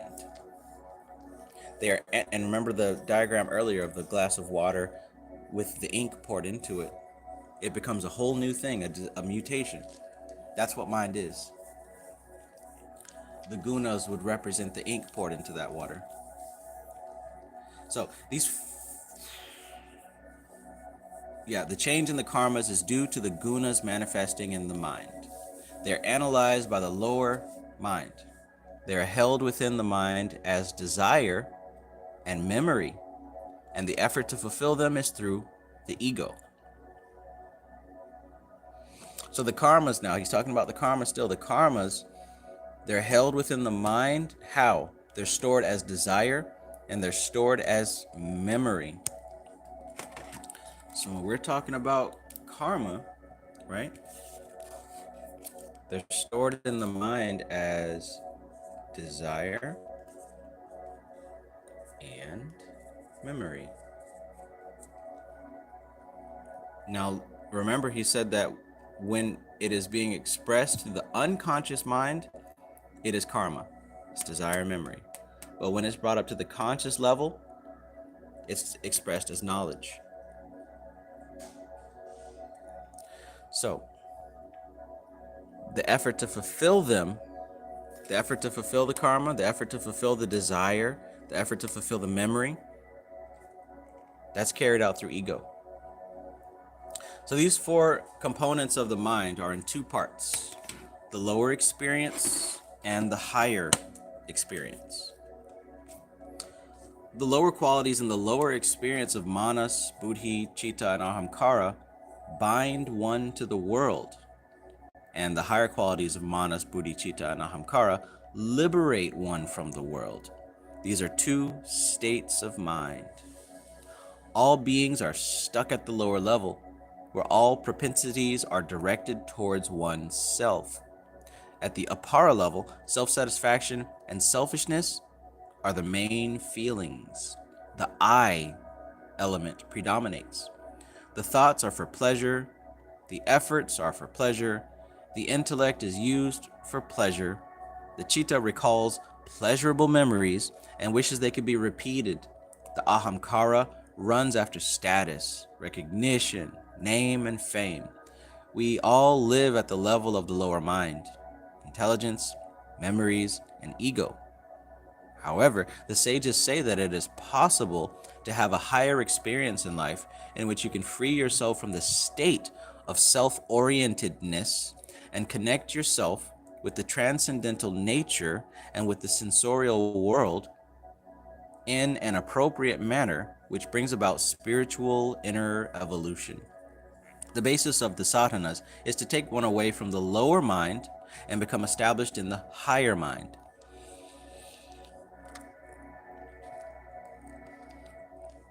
At the lower level of the mudha state, the dull and inert state of the mind, intellect, memory, and ego, one has to manage the karma of buddhi, chitta, manas, and ahamkara.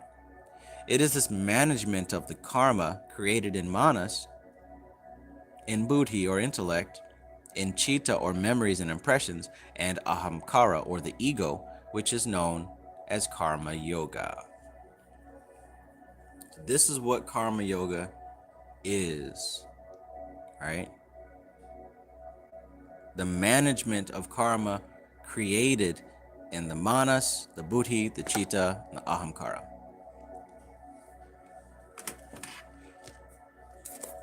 Not simply going out to the world and giving chicken sandwiches to homeless people or donating $1 a month to the starving kids in Africa.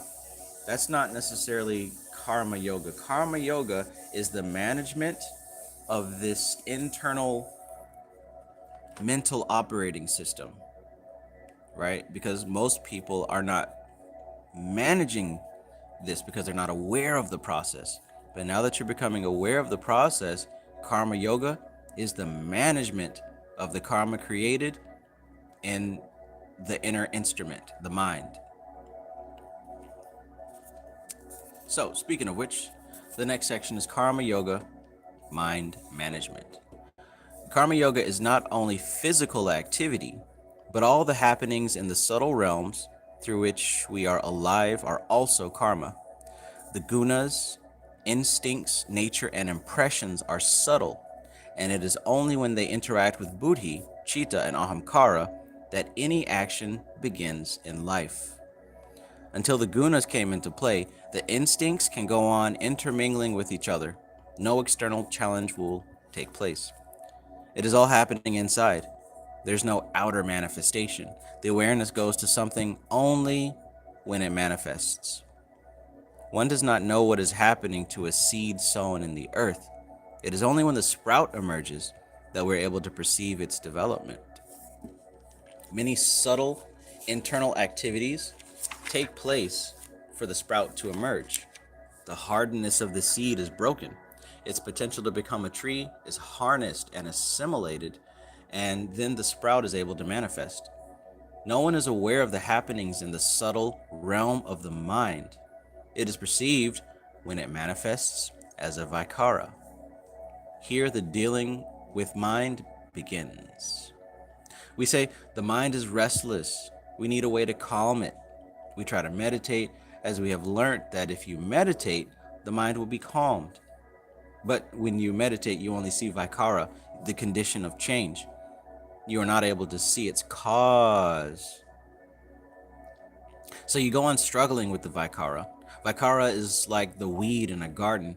If you merely snap it from the top, but don't unearth its seed from the very depths of the ground, it will continue to appear again and again. Sometimes the roots of a weed can be as deep as 3 feet, and one has to work hard to dig it out. The vikara is like the weed. If you remove it from the top, it becomes very small and doesn't catch the eye, and you feel that you've been freed of it. But after some time, the same vikara weed reemerges. Sri Swamiji says that if you want peace in the house, the relationship between husband and wife must be congenial. In fights, there are sleepless nights in the house until the matters are resolved fully.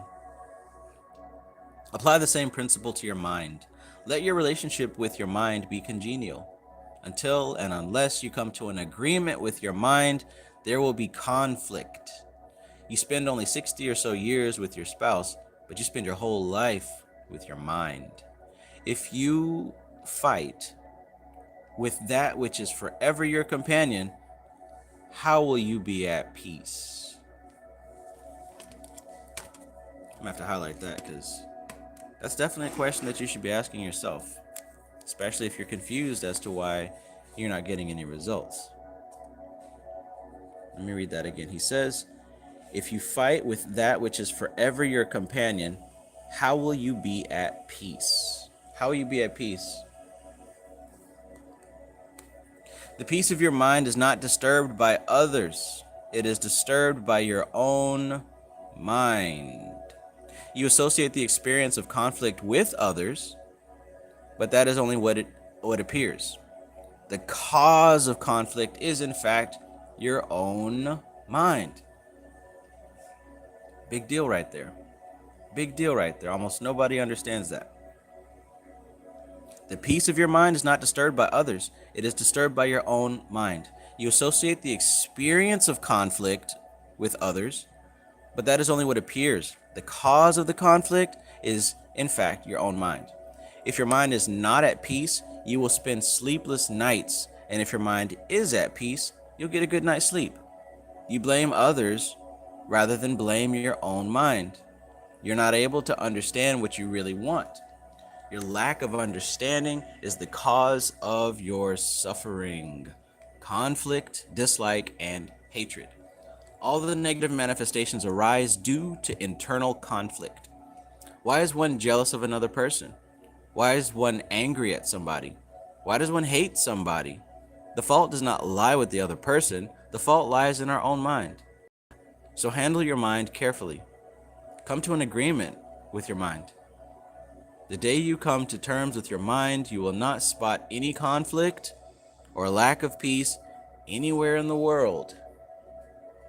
There are no enemies. This world is perfect. Life is perfect. I'm grateful that everything is the way that it is. Right? The day you come to terms with your mind, you will not spot any conflict or lack of peace anywhere in the world, neither in your own life, nor in the life of your friends, your family, within society, or the world. Rein in your mind properly. Don't leave it free. Restrain yourself as much as possible. Practice sanyam, restraint in your thoughts, action, behavior. If there is restraint, the mind is not left free to wander. When the mind is not reined in, it looks for rights. When the mind is controlled, it looks for responsibility. Sounds a lot like the state of our culture. When the mind is not reined in, it looks for rights. When the mind is controlled, it looks for responsibility.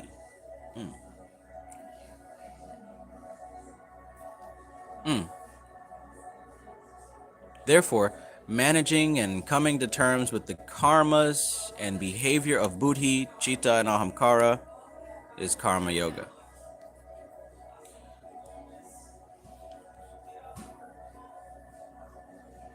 Fire emojis, facts, gems, 100 emoji. Thank you, same old me. Greetings, Shari Bari Sharbe.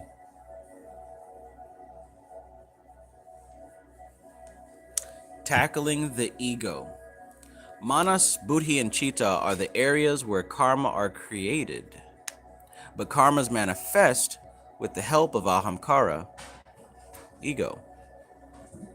So check that out. Manas, buddhi, and Cheetah, that's where the karmas are created, right? But they don't manifest without the help of ego, Ahamkara. Ahamkara gives birth to karmas, as Ahamkara is self-identity.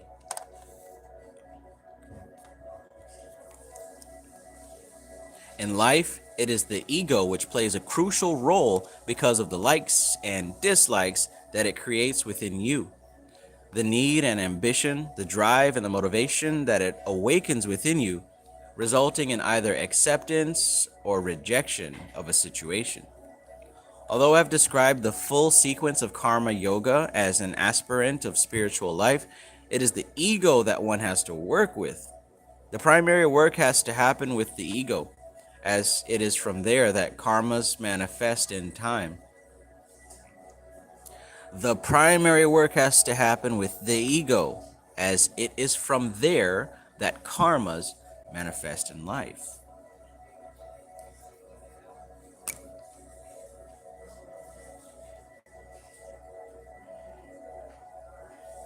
I'm lecturing here, and if I begin to believe that I'm lecturing very well, the ego will naturally be happy. Even at this level of communication, the ego is involved. Our responses to life situations are guided by the ego. Somebody tells you to do something and immediately a thought comes. Why me? Why am I targeted? This is not meant to be done by me. Sound familiar? Our perception of ourselves is called self-esteem, which is nothing but an expression of one's ego. People with high self-esteem have bigger egos, and those with low self-esteem are also connecting with the negative, lower ego. Confrontation with the ego is what one encounters when involved in karma yoga at the physical level. Let's say you are a first timer in the ashram and somebody gives you a broom and tells you to sweep the path. You will not like it. You will think, I have been asked to sweep. I have been asked to clean. They don't know who I am. Many servants are at my beck and call. I have chauffeurs, cars, and these people are telling me to sweep the path. While this is going on in your mind, another person says to you, if your sweeping is finished, come and do this folding here. And you think, what does he think? I'm their servant? Where's that reaction coming from? It's coming from the ego. The expression of the ego takes place in the mind, and to fight with the ego is like fighting an elephant. It only ends up hurting you. People say, kill the ego. That is not possible as long as you exist in this body and are drawn to sense enjoyment. Even a sannyasin wants to achieve something due to the ego. It is the ego that ties one down to karma. Let me read that again. It is the ego that ties one down to karma.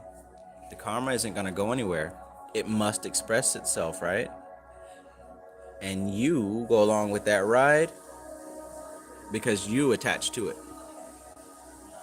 So it's not that you are trying to eliminate karma. You're trying to eliminate your attachment to it.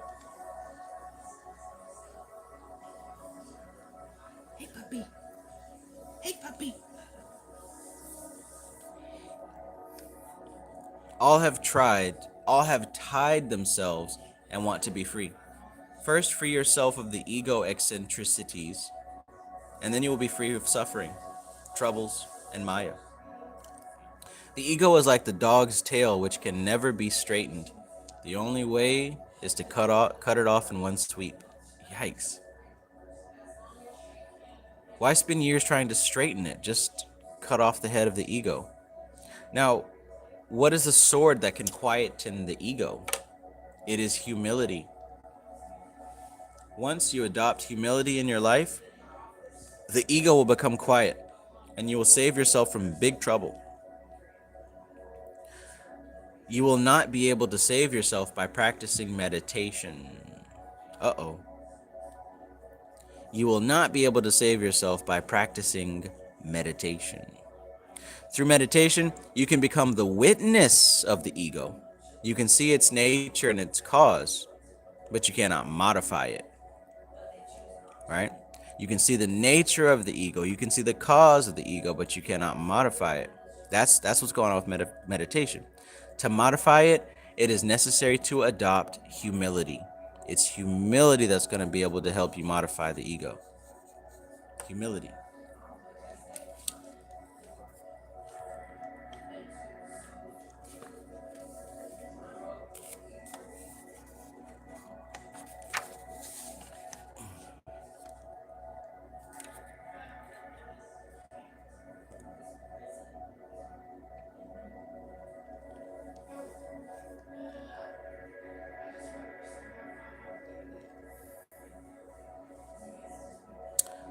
Thank you for that answer, same old me, because that's really the best answer.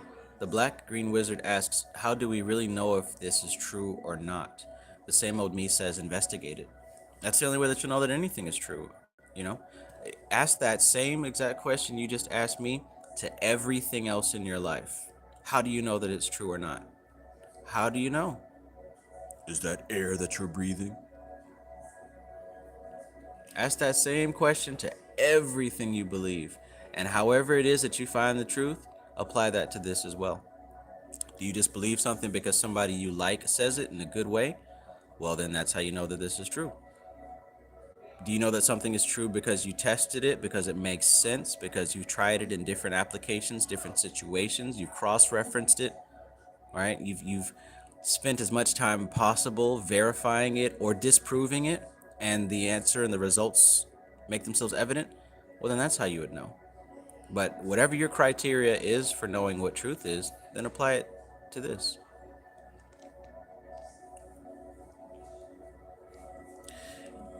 If someone comes and abuses you, don't accept the abuse. Lord Buddha said to the man who abused him, I am returning your gift back to you. Retreat gracefully and your mind will remain peaceful. You will not be affected. If you get into a fight to prove your might, you will also get hurt. However, you need to know when to advance and when to retreat. You should have that much discriminative power. Know when to advance, know when to retreat. Playing Fortnite, that's a really good quality to have and to look for in your teammates, because sometimes there are battles that you cannot win with brute force. Sometimes you got to back up and get your shit together before you can go forward. Some people don't understand that. They think when shots are fired, it's time to fire back. Damn the consequences. That's not very much discriminative power. Discriminative power is able to identify the situation and act accordingly based on experience, knowledge, wisdom. In the ashram, do as the ashramites do. Why do you want to change the system, the disciplines, or the structures of the ashram to suit your own need? The ashram is not made to suit your needs. The ashram is for everyone. It exposes you to certain things. It makes you confront certain things in life. Accept it, realize it, manage it, or you may reject it. If you come to the ashram with the attitude that I will go to my yoga class, then I will sit in my room and meditate till my next class, and everything else will be done for me. These people have no place in this ashram. Not in my house. Here, try to understand your own nature. Swami Satyananda's training. The ashram started at Munger in a very humble manner. Today, you see the ashram and say, what a nice place it is. You do not know how we have lived. That man said, you don't know about me. You know what we've been through over here at the Bihar School of Yoga. You do not know how we have lived. When we first came to the ashram, we did not have space to even place our things. We would sleep in the open weather. It was winter, monsoon, spring, or autumn. In the monsoon, we would put plastic sheets over our heads to sleep. We did not have money to buy food. Myself and a few other sannyasins would go to the market and pick up vegetable leaves that were thrown on the road. Gather them in a gunny bag, bring them to the ashram, remove the rotten parts, clean the green bits, cook it, and eat it. If we had salt, it was a feast. Can anybody imagine today that we used to live like that? We have lived in struggle. We never had an easy time. And that allowed us to observe our own mental behavior. The situations were real. He said it was real out here. The situations were real. Observe our own mental behavior. Whoop, hold on, where am I? Yeah, these situations were real. From 1963 to 1977, we were living very simply. The lifestyle changed in 1982 when we shifted from the old ashram to Ganga Darshan. These situations and conditions allowed us to watch ourselves. Every day was a realization of the power and the grip of the ego, gorilla grip. Oh, there's young Niranjan Ananda, and there's Swami Satyananda.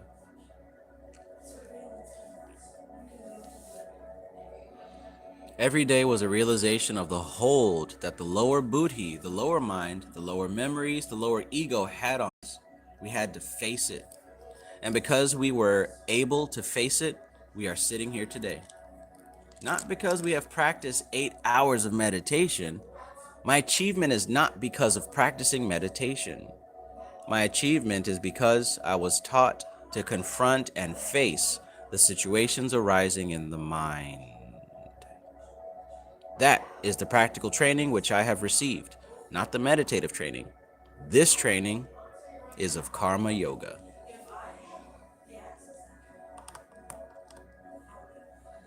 Man, this is getting better and better. I don't know about you guys, but God bless America. This is having quite an effect on me internally and also externally for sure.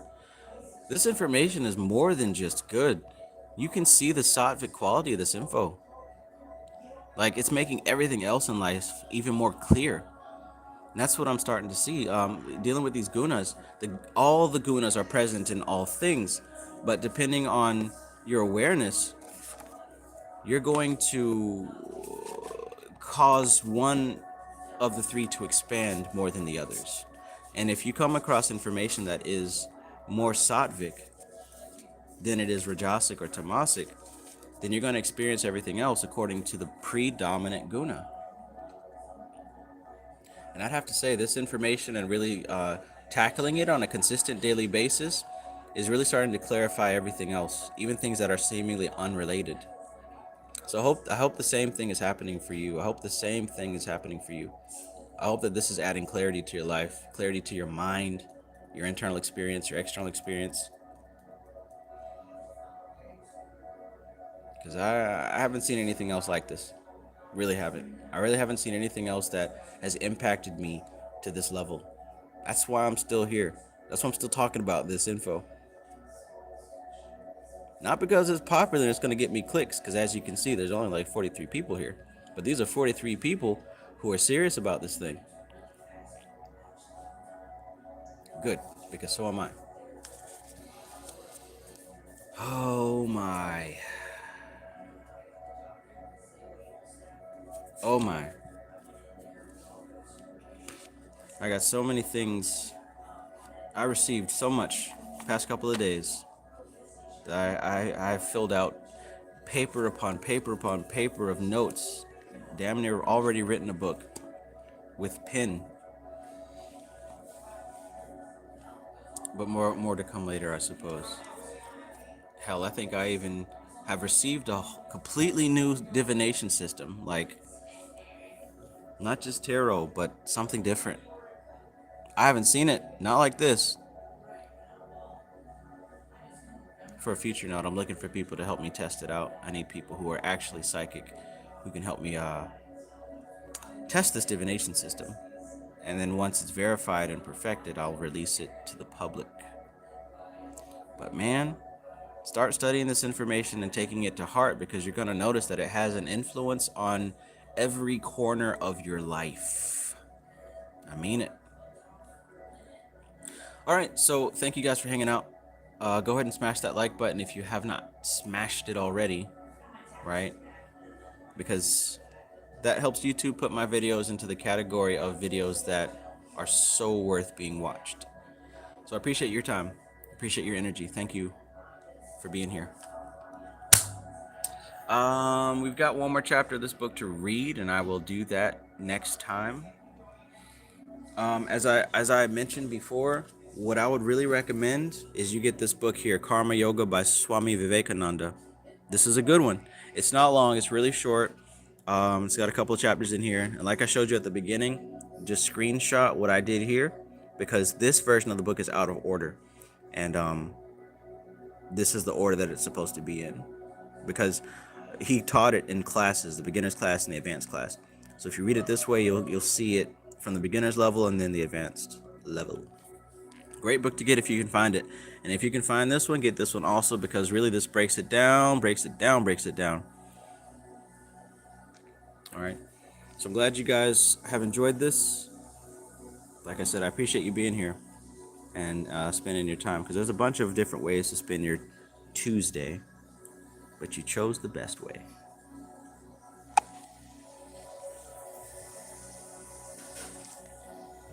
I'm not by here. Can you smell it? Good. It don't stink. You're very welcome. Thank you.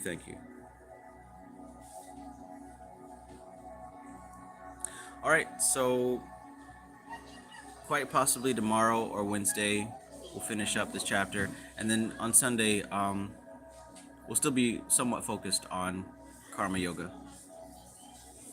and I might end up reading from one of these other books on Karma Yoga, because man, this is some serious shit.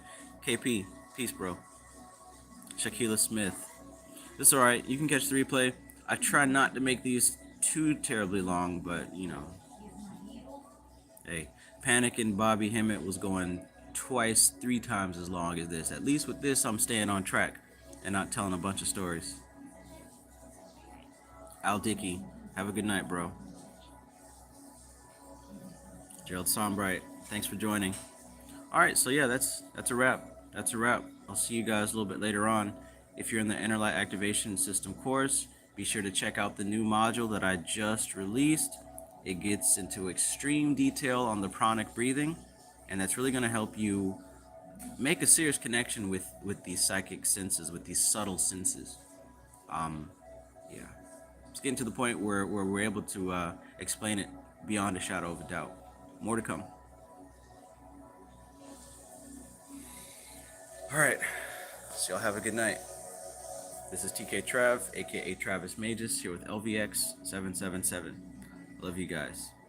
And listen, love and compassion really means love and compassion, right? Gratitude, it really means gratitude. That means it extends outward, not just to people you like, not just sometimes when you feel like it. It's all or nothing, right? So just keep that in mind, and watch yourself. Be aware, like what he said in this book. Have an awareness of your habits and your behavior and your thought process. What happens after you see something and you decide you like it? or you don't like it, what do you do next? What action do you take next? Pay attention to those things. Manage those things. We're taking those parts that are on autopilot and we're putting them into order. Putting them into order. That's how you transcend the human experience. It doesn't just happen because you want it to. You don't just stop suffering because you want it to. Everything that happens in life is a result of karma. It's a result of the balancing process. Now, if these things remain in ignorance, if you don't understand this stuff and you don't know it, then the information will continue to come out unconsciously as karma. But the more that you learn, the more that you figure this out, the more that you have conscious control over how reality expresses itself in your life. So it's literally dependent on how much effort you put into it. All right. So have a good night. Peace.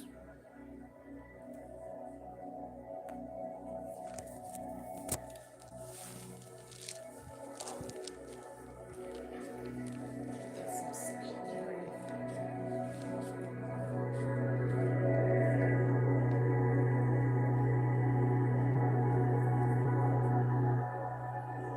$72.